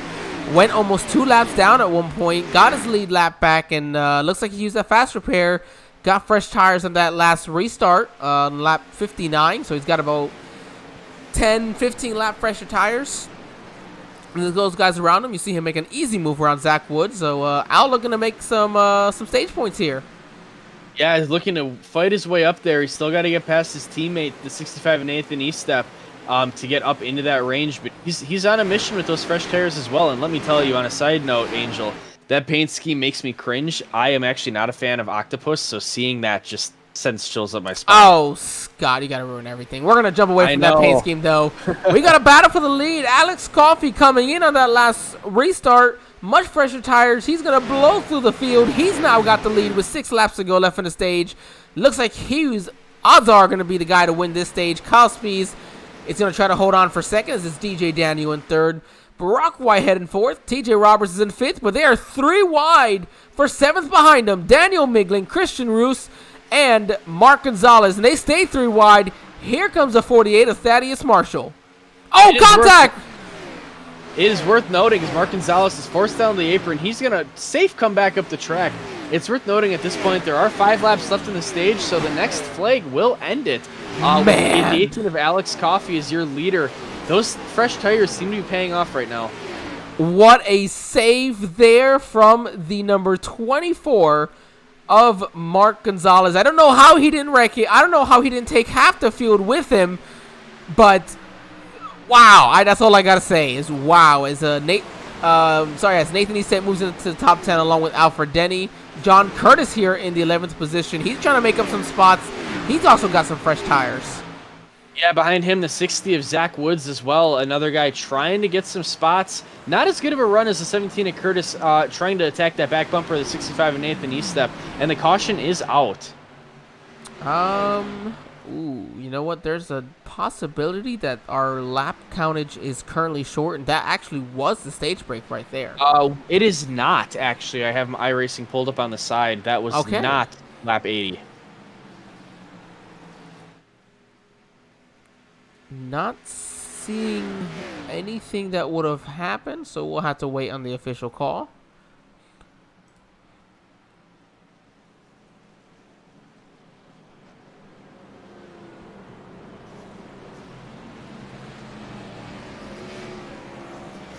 Yeah, Ryland, we appreciate it. Yeah, it's I'm I'm happy you guys are enjoying the quality increase. I can't wait to enjoy it for myself. I haven't gotten to race with it. Just first time hooked up here on the broadcast. So I'm really happy everybody's getting to enjoy it. Yes, my expense was definitely well worth it, but I think I will get to enjoy some of it here soon. And for the next person on the chat, another yellow, simply for some crazy situation. We don't know why. These drivers are pretty clean today, so I don't think the negativity right there was needed. Scott, what are we looking like here? Looks like the entire field's coming down pit lane.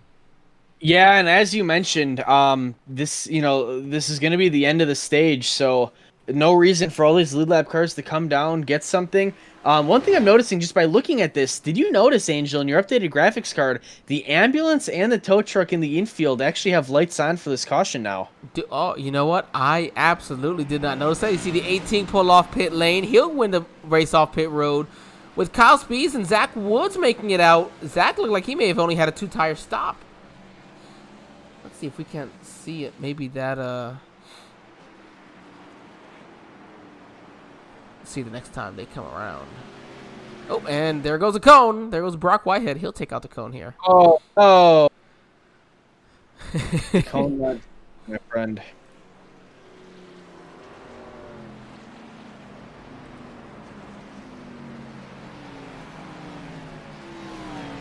Man, under the lights. I really appreciate it. Let's see. Talking about the character of these drivers, I just hopped into the YouTube chat, and Jeffrey Vickery, the driver of the 21, commented the 21 is terrible with a laughing emoji. You know what? I completely missed that. Sorry about that. You know what? Sometimes you got to make fun of yourself, and Jeffrey, I see you're a couple laps down. It looks like your race might be over. Always great to have you on the track, but obviously tonight just got away from you. Yeah, I mean, if you want to jump in, let us know. Jump into our infield care center. If you weren't already there, we may have missed you on that. But we got race control, Greg Wood. All right, stage end is going to go as follows. The 18, 36, 96, 11, 31, 38, 14, 4, 2, 65. And that is going to be on a 22 for that caution. Oh, so there was a... Okay, so we're sitting here wondering because we didn't see anything. What happened? Nothing came up on our screen. So Yep, lap 78. Go to the back of the field. Go to the 22 and go to your replay. You'll see that the 22 got up into a 35, I believe. Well, that's certainly something we can see if we can figure... Oh, you know what? Oh, I missed it. Nope, I did not miss it. Hold on. Lap 77, actually. Yeah, Coming out of turn 2.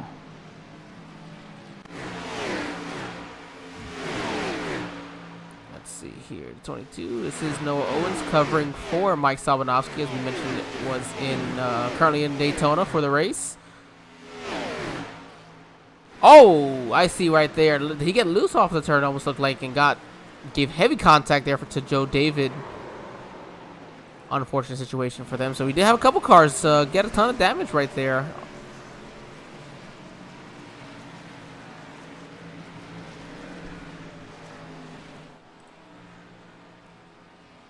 All right, so you see Alex Coffey, he is back into the lead, looking like didn't know what he wanted to do. He's going to choose the inside and give Kyle Spees the outside with DJ Daniel. With how aggressive DJ has been on these restarts, man, I don't know. I mean, Brock Whitehead's pretty good on these restarts as well, so this really is going to be a tough choice. Yeah, and it's going to be interesting to see how this restart goes as we go into stage 3. I think the stakes are a little bit greater because you don't know that you have that stage break in 40 laps. At this point, it's going to be about 70 laps to the end. And between the 18 of Alex Coffey, the 36 of Kyle Spees, it could be a complete slugfest between these two to the end of this race. And that's not even including the 96 of DJ Daniel behind them. I'm loving this. Scott, take us away on this restart. We're going to have, coming down to the end of this one, past halfway. All right, pace car is in. The 18 of Alex Coffey on the inside, going to bring us to the green. The 36 of Kyle Spees on his outside. 31 of Brock Whitehead, excuse me. Almost said the wrong one, on the inside. 96 DJ Daniel to the outside. They're going to be side by side going down into turn 1. Side by side is true. Can they hold on to it? Can Kyle Spees get a good enough run off of the turn? I think he's going to stay with them. They come down the backstretch. It is side by side for first, and I think Kyle Spees is... Nope, not quite clear. Can he do it, though? Do 3 and 4. Kyle Spees getting a great run in the outside. Not something we've seen too much tonight early on in runs. Usually something that's had to wait for the tires to set in. But the 18 of Alex Coffey just not giving in on that inside lane. Man, there it is. It is just continuing to stay like this. DJ Daniel, you know he's just waiting for both of these drivers to slip up a little bit because he's going to take them 3 wide for the lead. And there is the 36 of Kyle Spees out front, a place he is familiar with. Has not been able to put a full run together yet this season, but if there's going to be a time to do it, it's going to be this race. He's looked great so far. Yeah, we're looking, trying to see if we can't get ourselves our 6th different winner here through 6 races. We've had 5 different ones to start the season. Of course, DJ Daniel was your winner at Daytona, and then Dylan McDonald last week. But right now, DJ did win the race, but he's the only guy win a race so far. Only guy here in the top 5 with a win.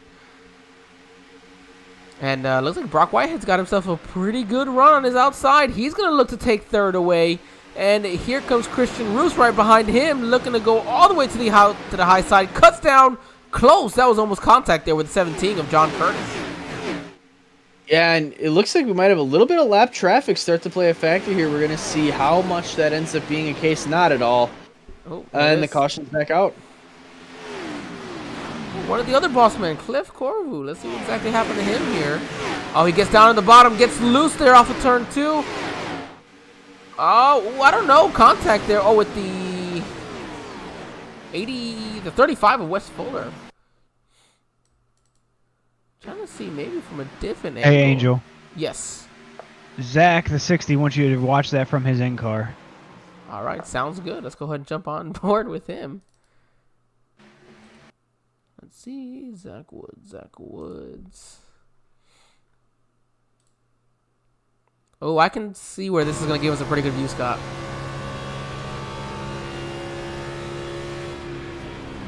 Oh, my goodness. Oh, my. What a terrific view of that. And just, it's not often you see a cargo airborne at Vegas. No, Zach, thank you for showing us. We appreciate it. You say that, but it just clicked into my head as a memory. John Garrett, the guy who's with Fort Worth Screen Printing, of course, who is the title sponsor for the Ghost Cup Series this season. Thanks a ton to them. I remember broadcasting a race in a league he was in at Las Vegas with one of my good friends, Josh Anderson, where they made contact. It wasn't anybody's fault, just a racing deal. I think it was ended up being somebody else's fault actually. But it sent John Garrett flying over the inside wall, landed on all fours in the inside, and was just driving around trying to find a way out, but wasn't able to get out, so he had to tow it. Probably one of the more entertaining things I've seen.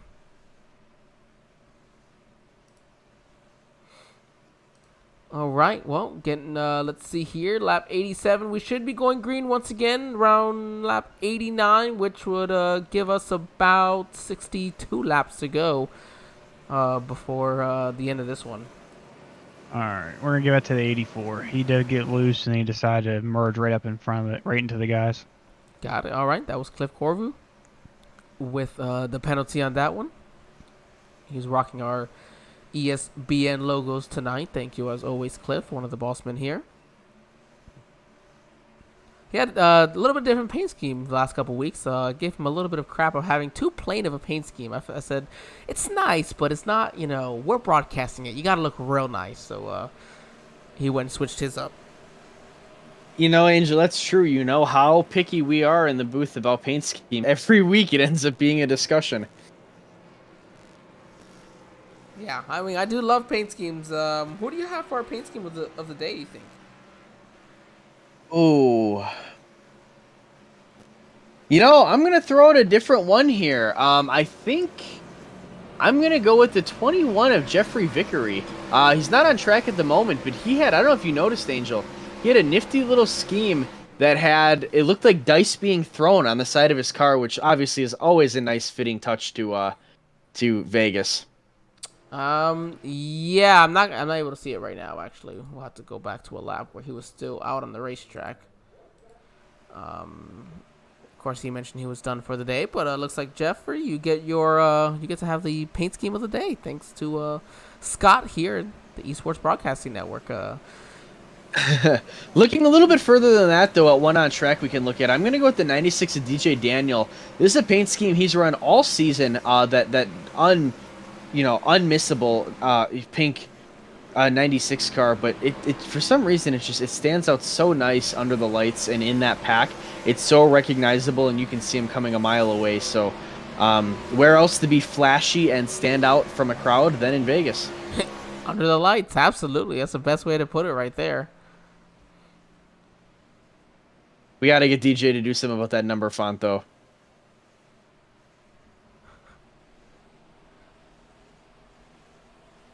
Let's see. Okay,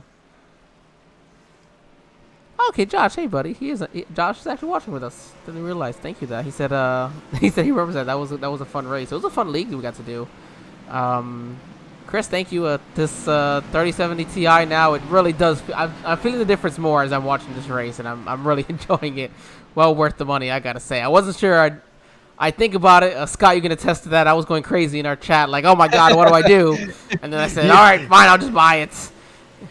You know, Angel, it's funny when you said it was worth the money. I was gonna ask if it was worth the headache, though. The headache that the deep guys gave me, maybe not, but overall, I think so. And yeah. then that 36 car does look real nice. I love how that Tiger comes out on the side of that paint scheme. I think he's got a teammate somewhere in the field that's got a similar one. I don't know who it is, though. It is a beautiful paint scheme, and you know what, Angel? That beautiful paint scheme is going to lead us to the green flag once again. We're going to go green with 61 laps to go. That pace car is going to get ready to dive off right here. Angel, why don't you take this one? Man, I'm excited. Here we are getting ready to go green flag racing once again. Lap 89 going to lap 90. We're going to have 61 laps to go. We are green flag racing once again in the Ghost Cup 200 at Las Vegas, presented by the Fort Worth Spring Printing Company. They dive down here into turn number 1. They're side by side. Jump into our other view here. Kyle Speeds, he clears them. The 31 of Brock Whitehead having a great run, and a guy who you said was picked as a favorite to potentially win this race. The 14 of Christian Roos finally making his presence known up in the top 5, pushing Brock Whitehead. Oh, we're 3 wide for the lead. They're 3 wide. We are 3 wide for the lead. The 18s is going to force his way in there. 36 has to check up. Who leads this one? It's going to be the 18. Oh, my goodness. Oh, there's contact. No. Oh, no. We're wrecking it from the front. Oh, there goes Alfred Denny. No. He's going to be done for the day. Oh, my goodness. Nowhere for most of these drivers to go. This is the big one. And it looks like the 18 of Alex Coffey is probably going to have to tow. He was upside down. The front end completely torn off that car. The 31 of Brock Whitehead as well. Like you said, the 2 of Alfred Denny, his day likely done. Wow. I do not believe what I have just seen. The leaders, I think, ended up 4 wide, and they just paid the price for it. No, we gotta get it. We gotta get a better view from here. Oh, let's see. There it is. That's it. There we go. We're gonna back it up just ever so slightly here as there's 3 wide coming across here. Everybody's trying to find a way. I think that TJ Roberts maybe got into the 18 in just a bad spot. You know, coming off of that tri-oval, so easy to do. Turn him into the 36, and from there, Calamity. I think the 14, the 38, they'll make it out alive, but man, nowhere for anybody else to go. See, the 96 just stop completely, let them keep wrecking in front of them, and then get it back going. But oh my goodness, the carnage. Yeah, you see DJ Daniel kind of, despite the damage, getting a better part of that than most people, just bringing it to a halt, not wanting to be further involved. And with him stopping, this would be a great view to see the carnage in front of him. Look at that. Cars just everywhere. Oh, a car came right through him, too. Oh, my goodness. Look at And Trey the Whitehead. 33 at Trey Whitehead again, just still caught up in yet another one. But like you mentioned, the 14 at Christian Roos is going to inherit the lead right here. He made it through pretty clean, and look at all those damaged race cars coming down pit road. Unbelievable. See the one, man. Oh, look at this paint scheme. I hadn't gotten a chance to see David's paint scheme today. I'm going to pull up my Discord and see if anyone jumps into the infield care center, because I have a feeling there are going to be a few guys whose nights are done now. We may or may not have a couple of guys who, yes, their nights may or may not be over. This will be interesting to see. Big wreck there.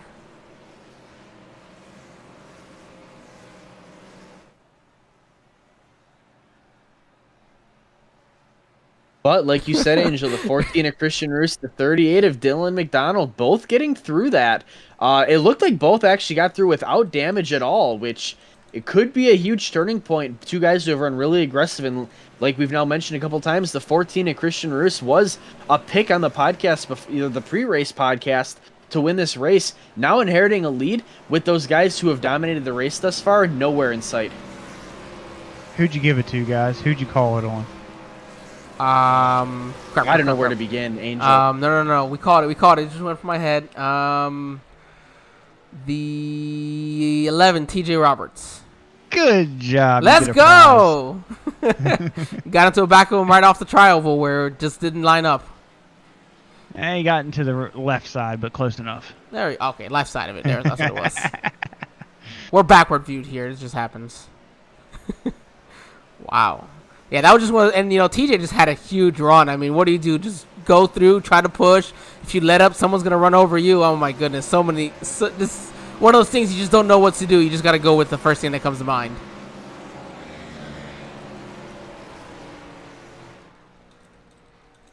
Well, it is going to be interesting to see the fallout of that. There is still a good amount of time left. We're going to go green with 55 laps remaining, so the race not necessarily over for some of those leaders that maybe had to use a fast repair right there, but certainly going to be a lot of work to fight through the field to get back up front. Yeah, I'm just absolutely loving this. The opportunities at Christian Roos, Dylan Mcdonald, who won last week at Dover. Wally Babb made his way back. Man, that's a good-looking... I'm telling you, these guys have such good-looking paint schemes. I mean, where have you ever seen something like this? I mean, they're so out there, and I love it. Absolutely love the wheels to match. Yeah, these paint schemes have been phenomenal, and even looking one more back, that Kyle Gardner. That reminds me, I don't... Have you seen the, you remember the old, like, different flavored Mountain Dew bottles? Yes. It looks like one of those.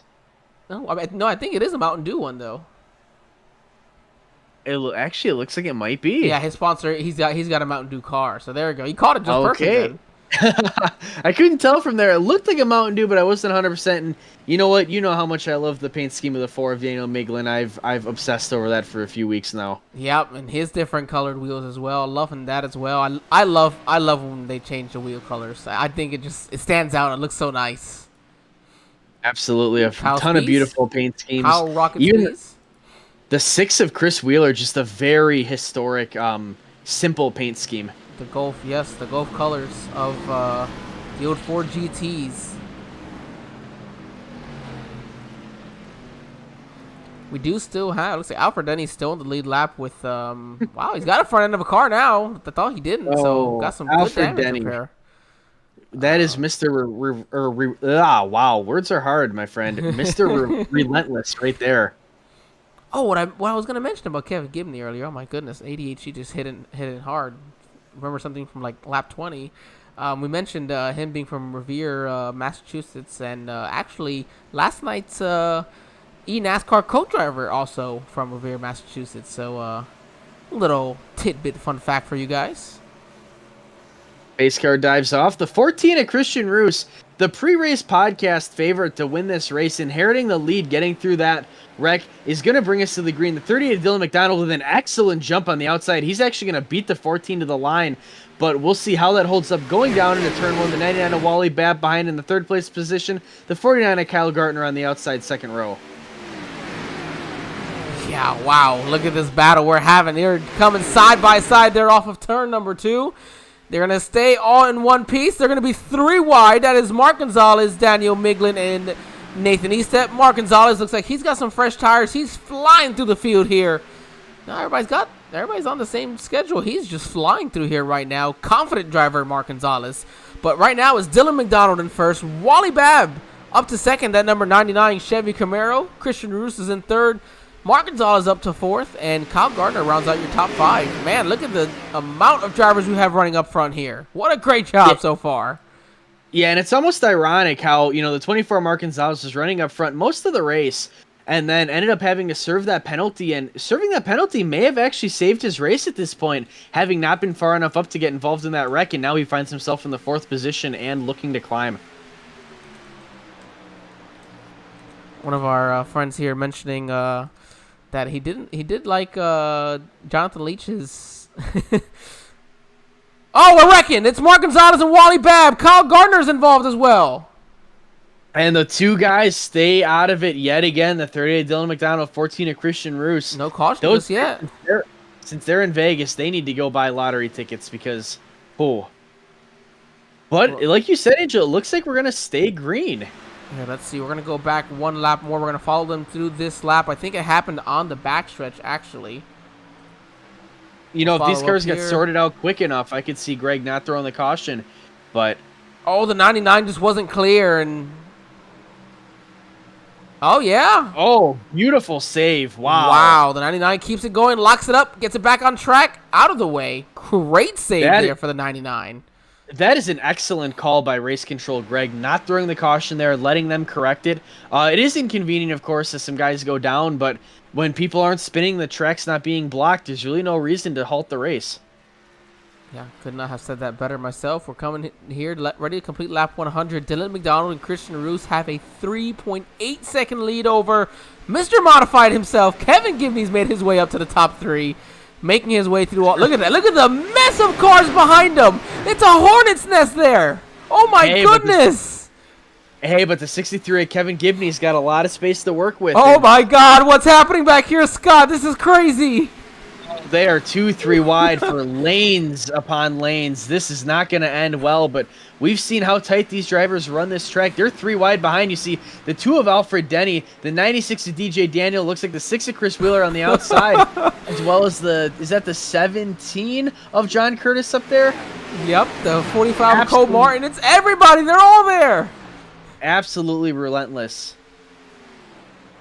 Did mention Jonathan Leach's paint scheme. We'll jump back to him in just a moment. In the 11th place right here, Red Bull paint scheme. Actually, the other boss man, as you see the 39 of Ron Gardner coming off pit lane after extensive repairs, was making him a paint scheme, but put it on the wrong car for him. So he put it on what would have been, or I think he made it for our next gen when it was supposed to be on this one. So that's why it looks all messed up, but actually an interesting looking design as well. Yeah, it certainly gets the attention of a lot of people. It's interesting not having the number on the side. If it had the number, it would look like just a crazy random paint scheme. I told Cliff, just slap a number on it, man. I think it looks good. Yeah, it almost what would be like a rally car scheme. Just throw the number on it. There you go, rally car. That's what I couldn't think of what it looked like. Well, right now, running in 10th. Yeah, and you see the 00 of Vernon Reese. He had some trouble earlier on in the race. Having a good run right now. Also up in the top 10. Yeah, he's made his way back up there. Great job for him. Jump back to your lead. Oh, sorry, go ahead. Oh, yeah, back to the lead. You see Dylan McDonald with a great jump right now on the 14 of Christian Roos. They've got almost the entire backstretch between them and 3rd place of Kevin Gibney. Gibney right now, though, looks like he's a little bit under fire from the 36 of Kyle Spees. Yeah, he's back up there. Gonna go right around him on the outside. The reverse numbers of each other, 36 and 63, as Spees looks to make his way back up to the field. We saw him involved here on the front stretch right in that exact spot, and he's back up here in the 3rd. Unbelievable. He did take tires on that last caution, of course, but wow, what a job for him. Yeah, and then you see if you go a little bit further back, the 65 of Anthony Estep, the 31 of Brock Whitehead, also working to close in on that top 4, trying to make this a competitive race, but until those guys catch up to those front 2, Dylan McDonald and Christian Roos, look at that, just a huge huge lead that those two are out to in front, the 38 and the 14. Yep, and then you see the 36 slowly pulling away from that 63. Again, 14, 15 lap. Fresher tires will give you that advantage. Pretty nice for him. We'll go further back onto the field. This is Brock Whitehead and Nathan Eastep in 5th and 6th. Kyle Gardner's in 7th. Noah Owens has made his way back up to the field in 8th. And DJ Daniel as well has made his way back up. We thought he was involved in a wreck. He's still out here in that 9th position. You're seeing some cars dip down to pit road. Wonder if this is a little bit of strategy or just needing to get some repairs made. But as the ticker goes across the top of your screen, you see how many cars are just laps down now after that last wreck. A lot of fighting to come back from this one. And we're 3 wide again. The 22 of Noah Owens, the 96 DJ Daniel, the 2 of Alfred Denny. Those 3 just continuing to go 3 wide. It seems almost lap after lap. Well, right now it's Vernon Reese, the 1 of David Modespall, and looks like the 22 of Noah Owens. All these guys 3 wide through there. They're going to maintain 3 wide mostly, and it looks like David Modespall will make his way through for the 12th position.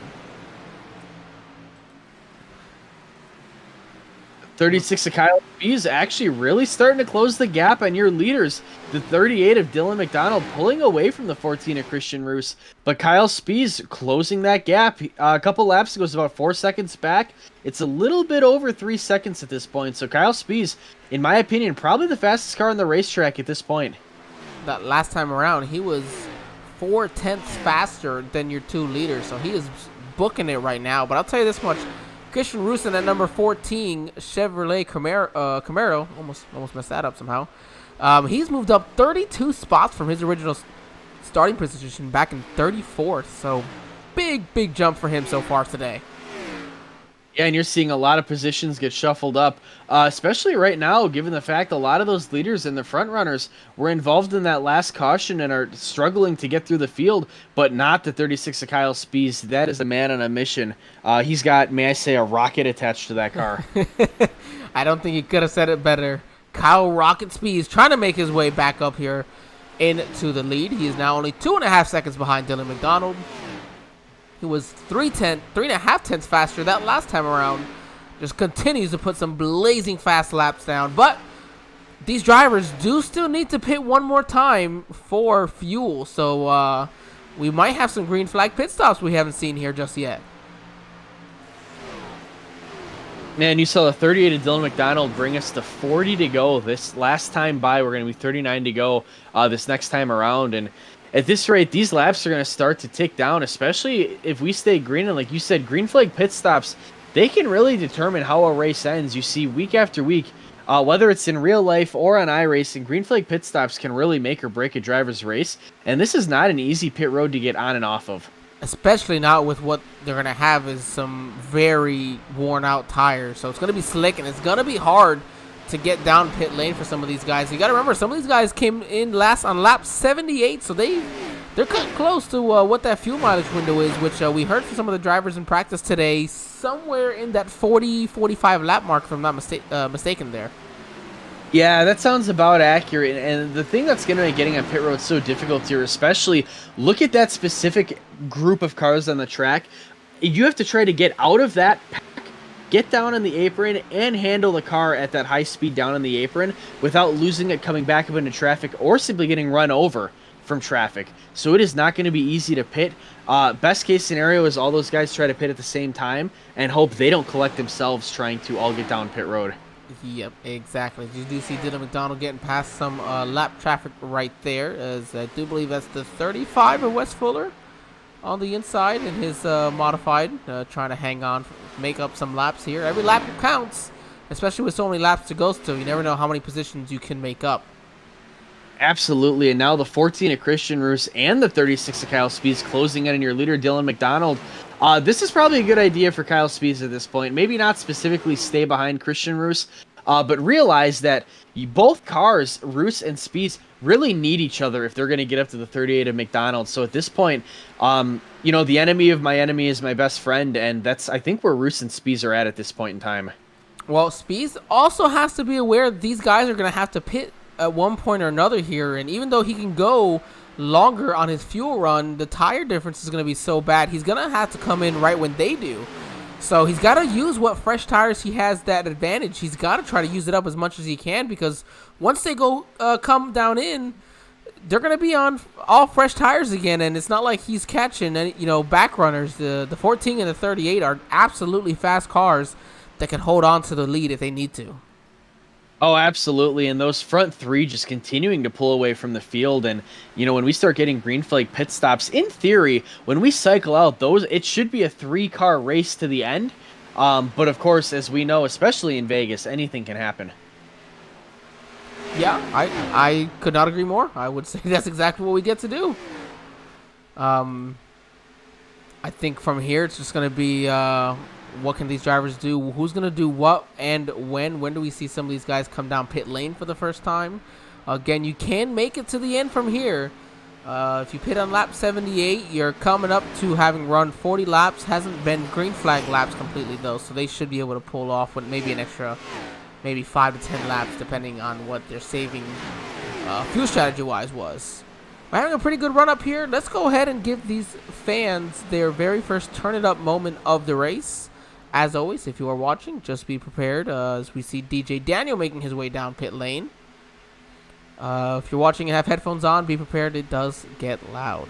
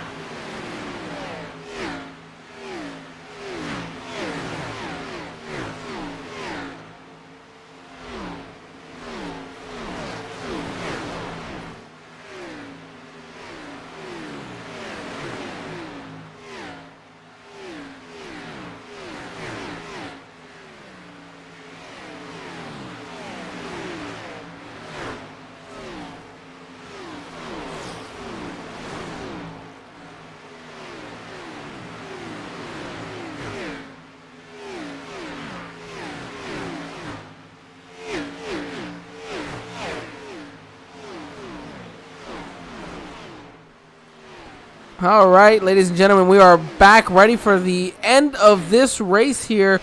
We saw under the turn it up session, drivers were making their way on the pit lane. Not everybody has come down pit lane just yet. Your leader's still out there.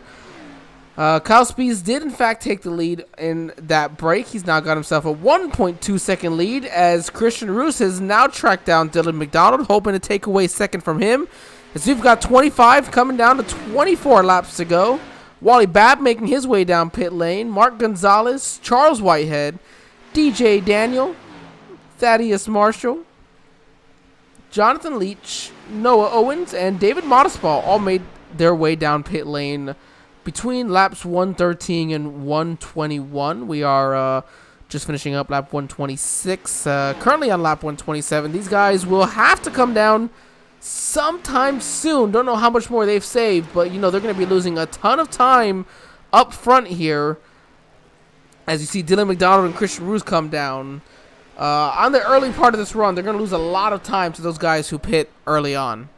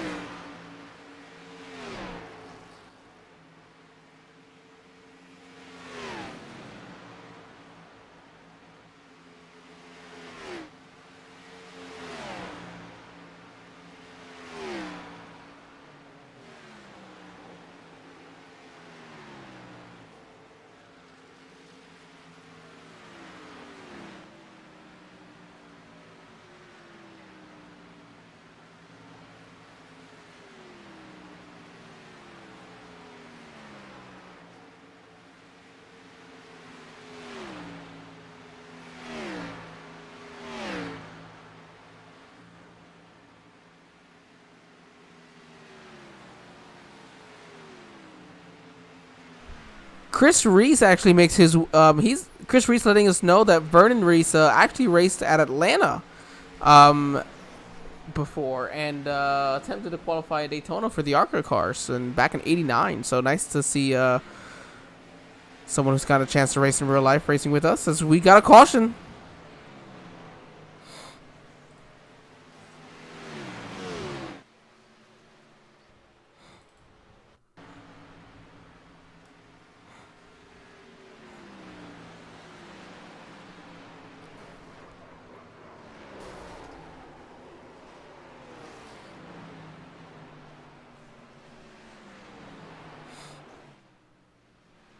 There you go. That was Nathan Eastep. Reason for your crash there. Looks like he just got loose going into turn 3, lost it, and he had to tow, and that would be the end of the day for Nathan Eastep.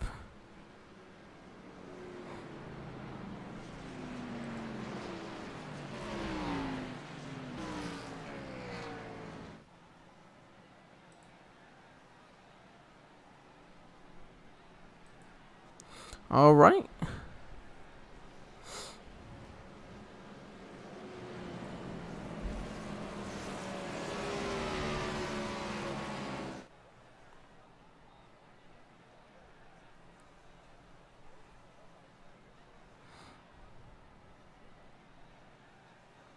Oh, interesting. As we almost forgot to think. That caution kind of came out and kind of put everybody that wasn't in the top 3 a lap down.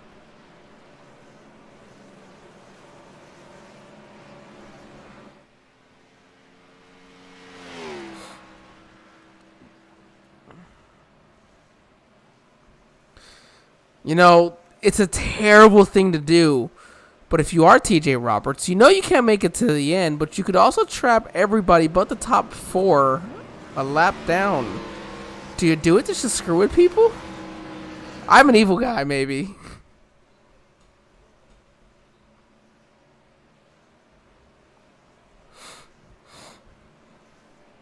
Well, I mean, it depends on how, where he runs out of fuel. All right, Mr. Greg Wood.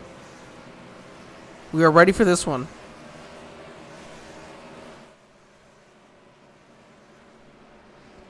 Oh. And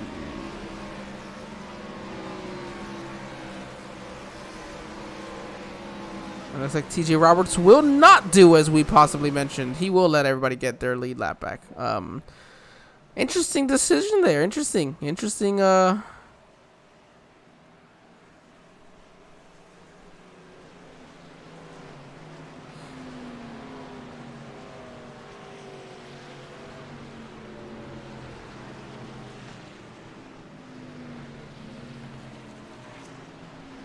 Well, there you go. Not willing to take anything. That's been clear so far, and rules are rules. Aside from that, John Curtis in the number 17. He's up front in first place right now. Trey Whitehead. Look who is in the second position. Trey Whitehead.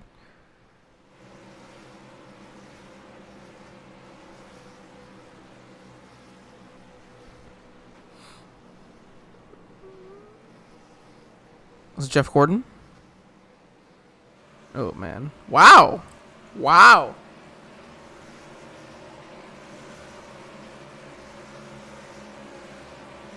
Okay. Recently passed.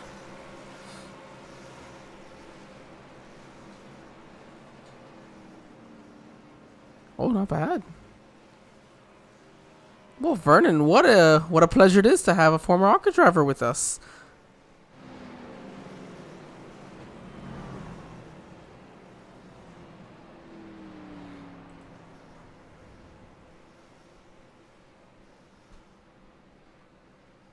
Ooh, interesting. Yeah. Oh, you know what? And Chris Reese is right here in our chat. He is typically racing. Gonna finish in the last position today after getting involved in a couple of wrecks. You are gonna have maybe not significant, but a good 10, 15 lap fresher tires than everybody behind you. So this actually works out extremely well for John Curtis, Kyle Spees, and Trey Whitehead. I'm not sure what happened to TJ Roberts. He's a lap down now. Actually, not showing him on track.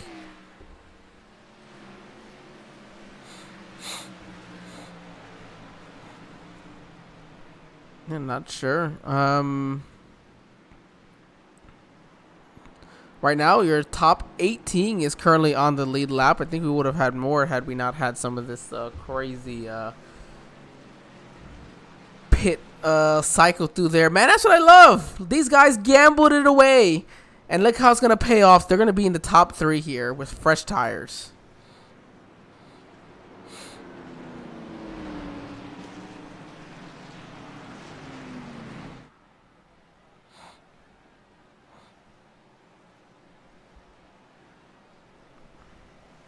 Yeah, that's going to be tough. I mean, and it's, and that's where you become you have to become the bad guy to be the good guy for everybody else, if that's the situation. So it's gonna be team owners gonna have some interesting talks here through this next week. But for those of you guys watching, as always, please do not forget, if you haven't already, like, share, subscribe, whatever you got to do. Turn on your bell notifications so that you may have an opportunity to continue to listen to us each and every day of the week. We've got fantastic racing like tonight every day of the week, anywhere from dirt races to ovals like this. We have trucks on Tuesday nights, next gens on 2 different leagues on Friday night, maybe 3. We've got races going on all the time. On Sundays, we're gonna have we have our Formula series, so one of our newer ones to join. I'm telling you, we've got so much opportunity everywhere. Oh, actually, this is interesting. Are we maybe not lined up yet? I thought the I thought the lights were off. I thought everybody was starting at the bottom. I was kind of confused there. But yeah. Yeah, I guess, right? I mean, wouldn't surprise me if Greg had him line up double file anyways. I've seen him do that. I mean, and it really gives... It kind of helps so you don't get screwed if you're, 18th and you got to start in the 18th, position instead of when you could have been up there, row number 9. It's a pretty big difference. So, I guess we'll have to see here.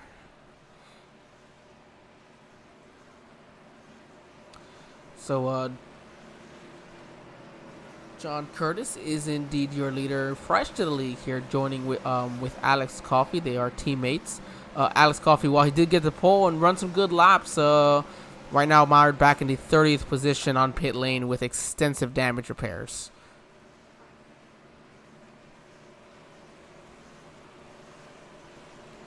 We're going to have what looks to be 11 laps to go. The pace lights are off. I can't tell if the pace lights are off. I don't think so.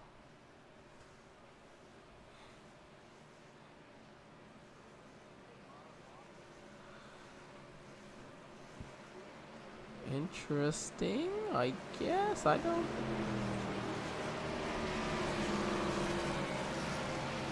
Because the 48 is... Thaddeus Marshall, it's showing him 1 lap down, and then the 99 of Wally Babb is maybe 2-3 laps down. I don't. This is. Don't know exactly what's happening. We'll see. Will they go green here or not?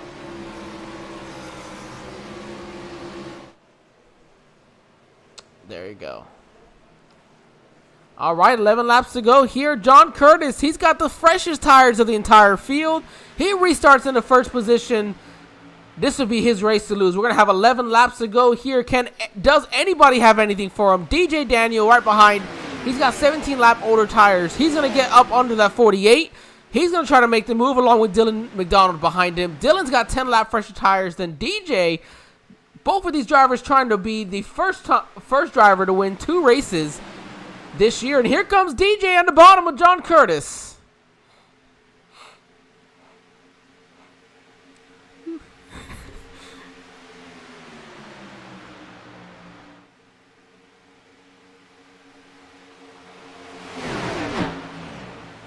Three wide for the lead. DJ Daniel, he's going to steal it from the bottom.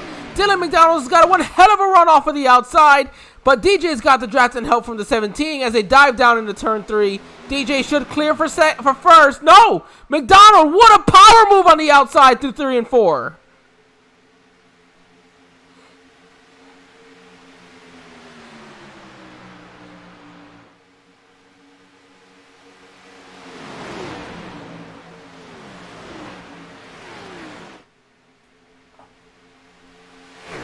I'm very curious to see why the 17 lost. Oh, he has a lot of damage. I didn't even notice that. Yeah, that's probably what's holding that 17 back, even with the fresh tires.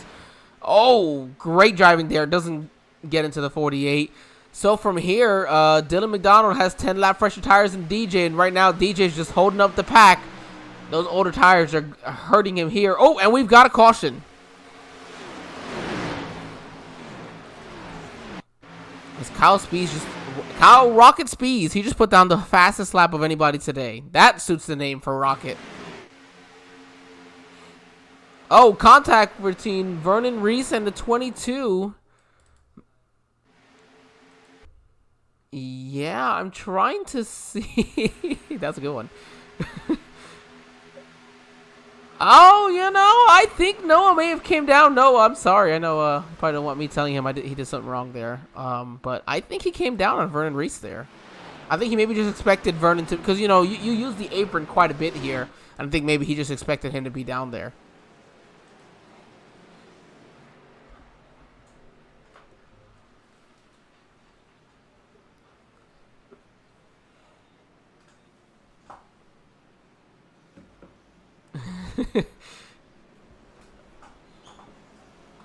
Yeah, he'll still, let's see, this will leave, we have 18 cars in the lead lap, 17 cars. Thaddeus Marshall should get the lucky dog and make him the 18th. So worst comes to worst, I'll lose a couple spots here, just won't have the opportunity to gain them. DJ Daniels coming down pit lane. Does DJ have an extra set of tires still?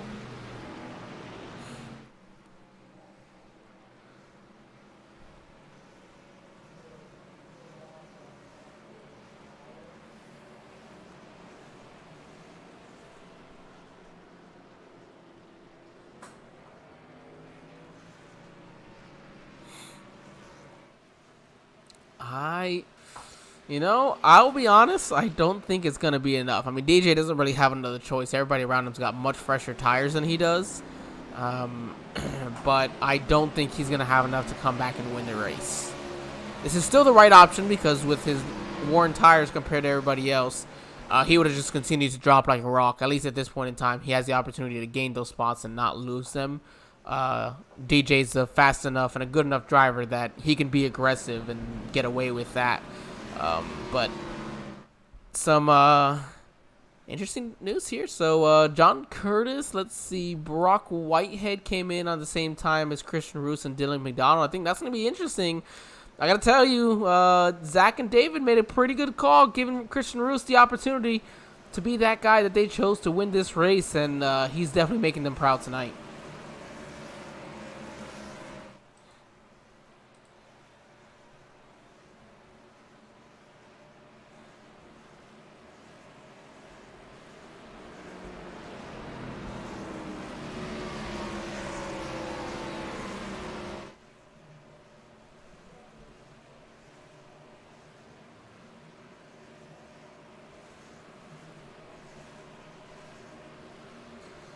Yeah, it's all about positioning and where you can be. You got fresh race cars. 17 does have that fresh tires, but again, I did miss that he had that right front damage, and it seems to be affecting him enough that maybe not win the race, but still going to bring home a top 5 in his debut in the Ghost Cup Series.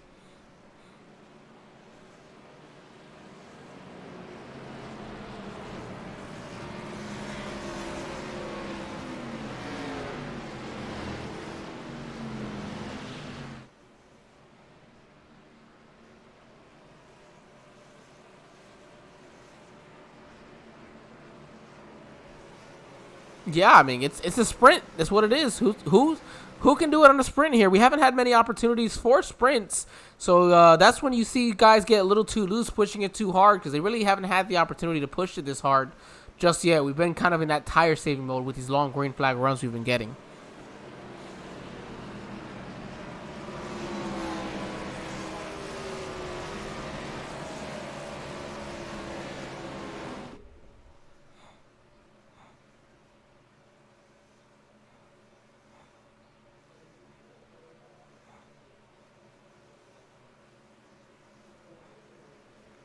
I don't want to say yes. I'm not trying to give the bad omen. I think they are absolutely capable of not needing to do so. But I mean, let's be real. It happens to the best of the best.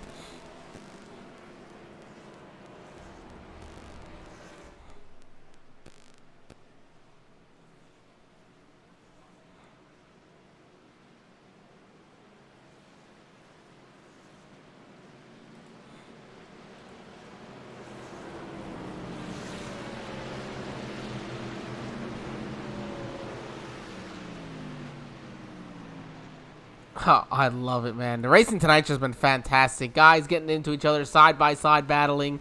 3 wide, 4 wide at one point. One time it worked, one time it didn't. They're 50-50 right now, so...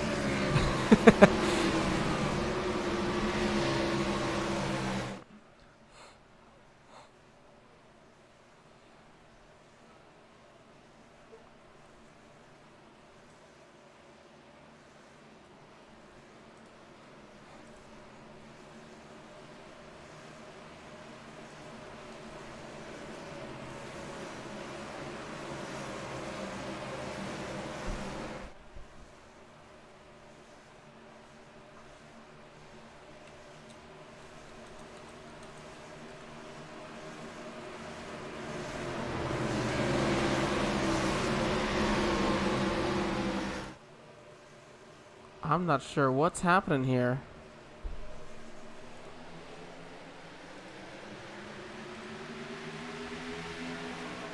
Jump. Brock Whitehead as well, getting an excellent jump on the outside. Christian Roos on the inside, finally getting it going. The 17 of John Curtis all over his back bumper. He's going to stay to the inside of Dylan Mcdonald. Mcdonald got a great run, but the 14 of Christian Roos not allowing him to pull away. And they're going to be side by side going down the backstretch. We're going to see if Christian Roos can hold that going to the inside, and he's going to get a great run staying on the inside. And we're going to see who brings them to the 2 to go.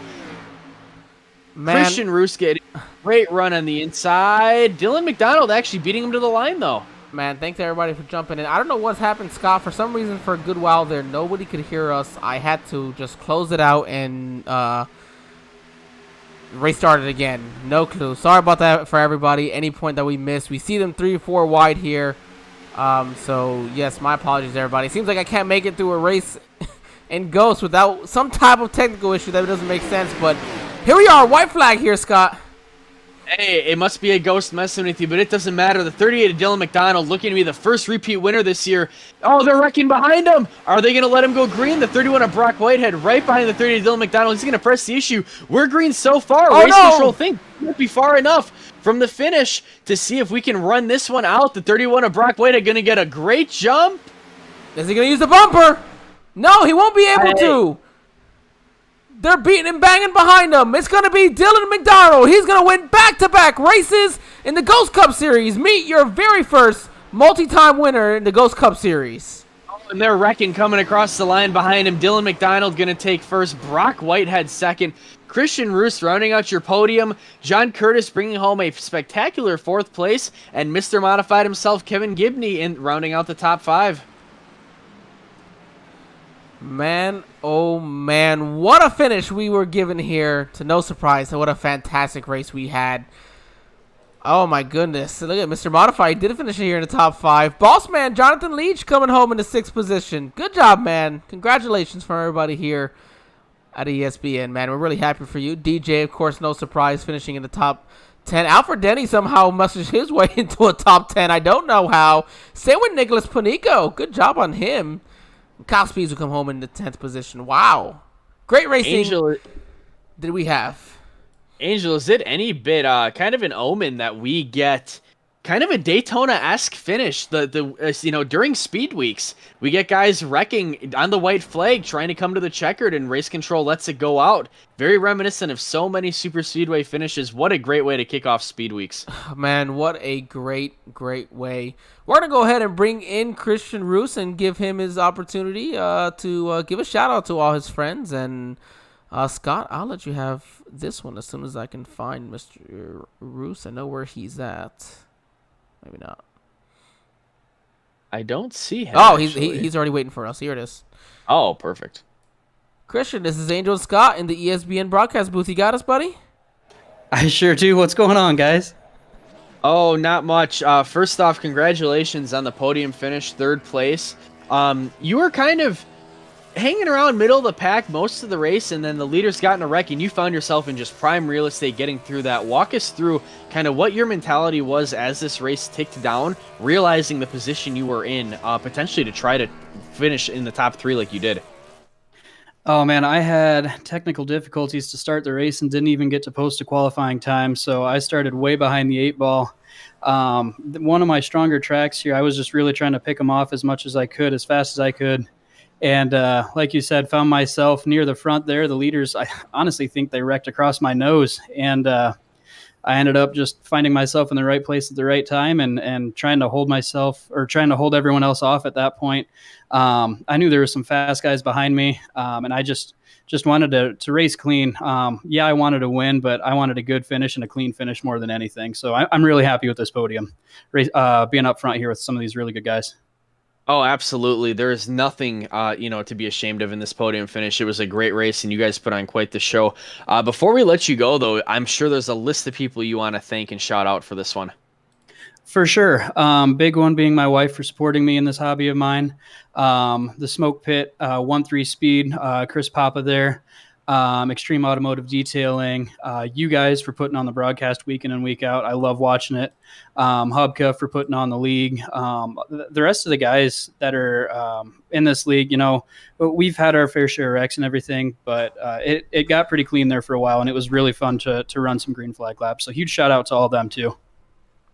And Chris, sorry, Christian, before we let you go, Chris Reese giving you a shout out in the YouTube chat saying you're going to go win one eventually. So keep it going. Great job tonight, Christian.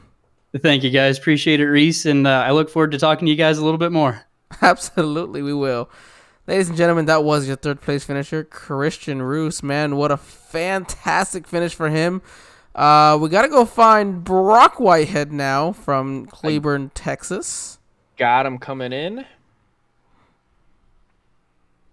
Brock, it is Scott and Angel up in the ESBN broadcast booth. You got a copy? Yes, sir. All right. Well, Brock, congratulations on the second place. Walk us through those last few laps, especially when you took that 3 to go green flag coming to the checkered flag. Yeah, I was sitting in fifth when that caution came out, and I was like, oh no, I'm starting on the inside. And then DJ pit, and I was very happy I was starting on the outside. Christian Roos was there until about we came to, I think it was lap 149 with 2 to go. And then I got clear of him, and I had to run on Dylan. I was going to fake high and go low, and then I tried to go low in 3 and 4, and he, cleanest block he's thrown. I probably would have bumped him a little bit, but enough to wiggle him and get him up. But yeah, he threw a clean block, and it was good racing by him. Yeah, absolutely. I wasn't sure if you were gonna give him a little bump there, man. I caught it. I said, "Oh my God, is he gonna bump him or not?" It was fantastic to watch, though.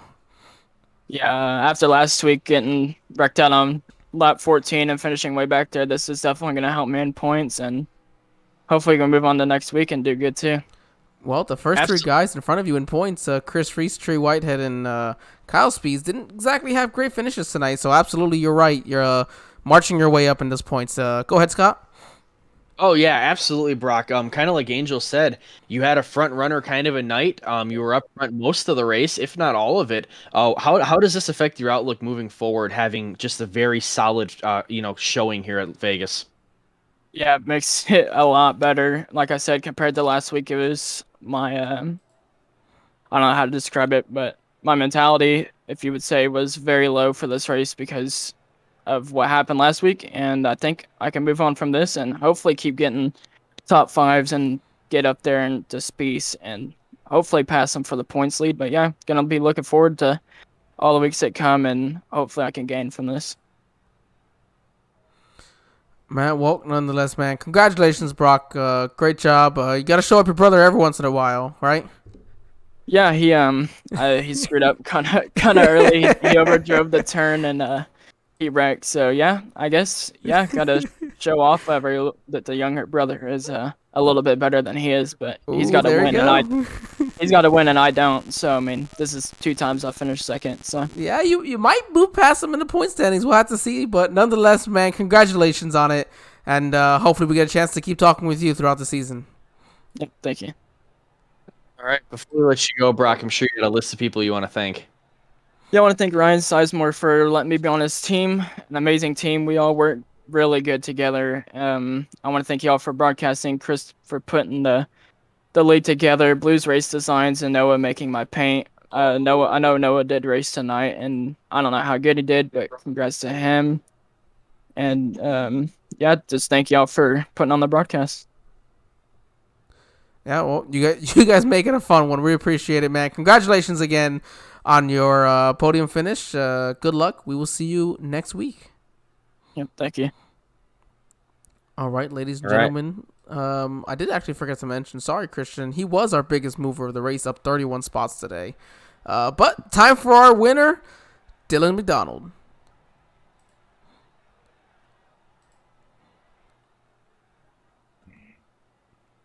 Hey, Dylan, this is Angel and Scott in the ESBN broadcast booth. You got us? Yes, sir. Do you got me? Oh, we do. Back-to-back weeks. You're going to be the first person to make it more than one win in the Ghost Cup Series. How does it feel? And how does it feel to be leaving Vegas with a victory? Oh, you know what? It's same like last week. I'm shaking and excited all at the same time. I don't even know what to do right now. Well, keep your hands down below the microphone. I recommend that one. Thanks, Ricky Bobby. Oh man, but Dylan, you put on a show tonight, moving from the front to the back, from the front to the back. At one point, they were 4 wide for the lead, and that's when that big accident happened. What was going through your mind as that happened? Kind of Jesus take the wheel at that moment. I honestly didn't see it at first. Once I got through the little tri-oval, I kind of put my left front to the right side of Christian Rue's car, and I just seen somebody sideways, and I just slid off the gas and just turned it left, and thankfully it didn't, get out of control for my car, and I just, got through it. But yeah, that was a oh crap moment of the race. Yeah, I'm sure it was. Man, I mean, that's all I got for you, Scott. What you got for our winner here before we let him celebrate? Well, Dylan, I can tell you we're getting used to talking to you up here back-to-back weeks. What was kind of your mentality coming to that 3 to go kind of sprint at the end, as really you and Brock Whitehead and Christian Roos and John Curtis all just ready to just claw for that win? Well, I knew on the restart I wanted the outside. The last restart I had with Christian Roos, I got a really good jump on the outside, so I knew I had to get back up there. But it was just about trying to pinch Christian down to the inside and not let him get a good run and have me get that good run. But once I got clear and I had Brock right behind me, it was always about just getting to the bottom and not let him get underneath me, because if I would have let him get underneath me, he would have got me. He would have got around me, and I would have had to really overdrive the car and possibly wreck myself trying to get back to him, and I didn't want to do that. So just stayed calm while I was racing, and had my whole team actually saying, "Come on, Dylan, you can do it," and I'm trying to shush them so I could focus and not lose track of what I was doing. Man. Would it help if next week, if you're leading in that same scenario, if we pull you into the booth and we tell you, "Come on, Dylan, you can do it," in place of them? Oh, that'll be a big broadcaster's curse right there.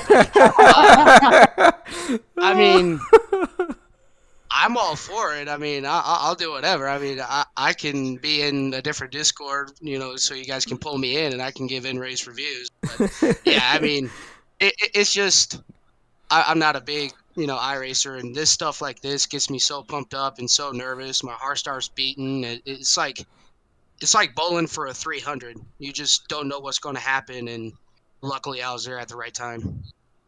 Man, I love the analogy you're giving us, Dylan, there, and just overall what it means to you. It's a pleasure to get to broadcast a race like that with somebody so happy and so thrilled to win the race, man. So congratulations. I know you got some people you'd like to thank for watching. Then we'll let you go celebrate these back-to-back wins. Oh, yeah. First off, I got to say thanks to Mama Fuller, which is Wesley Fuller's mom. We as a team in our league on Friday nights call her Mama Fuller. Also got to say thanks to Wes Fuller, Ricky Gonzalez, who wasn't here tonight, Thaddeus Marshall, Mark Gonzalez, and Nick Panico for the team of Titletown Racing. Brought it home again. Raise Energy, TJR, Upstate Body Shop and Towing, and Travis's Auto Service. And yeah, that's about it with the people I want to thank. Man, what a fantastic finish, man. Thank you for putting on that show. Good luck next week, although it looks like luck is no longer needed. Yes, sir. Thank you. All right, ladies and gentlemen, that was your race winner, Dylan Mcdonald, joining us there in the booth. We're going to go ahead and run through the finishing results of today's race. Dylan McDonald, just speaking with him, as he mentioned, Titletown Racing, and thanks to them for joining us on our YouTube chat today. Brock Whitehead, Christian Roos, we just finished speaking with those two as well. John Curtis in fourth. Mr. Modified, Kevin Gibney is going to pull out with top 5 finish. The boss man here, Jonathan Leach in sixth. DJ Daniel in seventh. Alfred Denny pulling together an 8th place finish somehow, just like Nicholas Panico in 9th. Kyle's Rocket Speeds would finish in 10th. David Motorsport, great recovery for him in 11th. Trey Whitehead in 12th. Thaddeus Marshall's in 13th, Vernon Reese in 14th, Chris Wheeler's in 15th, Daniel Miglin in 16th, 17th is Noah Owens, and Mike Corvo is going to be running out that top 18. 19th position, you're going to see Cole Martin bringing it home. Charles Whitehead in the 20th position. 21st is going to belong to the 99 of Wally Babb. Kyle Gartner coming home 22nd. Nick Biddy 23rd. Mark Gonzalez, the number 24, finishing 24th. Cliff Corvu Jr. coming home 25th. TJ Roberts 26th. The 27th position belongs to Wes Fuller. Nathan Estep, who we heard may be facing some consequences, coming home in the 28th position. Ron Gartner 29th. Alex Coffey coming home 30th, Zach Woods 31st, Joseph David 32nd, Patrick McQuaid bringing it home 33rd, Brock Salvati coming home 34th, Jeffrey Vickery, great to have you join us in the chat afterwards, coming home 35th, and the always pleasure to talk to Chris Reese, rounding out the field in the 36th position. Well, I want to say, everybody, thank you for joining us. It was a fantastic race, best one we've had all year long. Next week we're at Kansas, so looks like we're going to have some more 3-wide racing there. I can tell you that much. Oh, yeah. Kansas, another track where you can see those multiple grooves work. I've got some bad blood with Kansas, but those are stories we'll save for next week. Oh, don't we all? Oh, yeah. Nonetheless, everybody, as always, join us next week once again. Same time as always, 9 o'clock p.m. Eastern Time on Wednesday nights. We do have racing throughout the week, each day of the week, sometimes double and even triple headers. Getting to see and listen to any one of our fabulous commentators and producers that we have with the Sim Racing Network family. Appreciate everybody coming out as always. Have yourselves a great evening, everybody.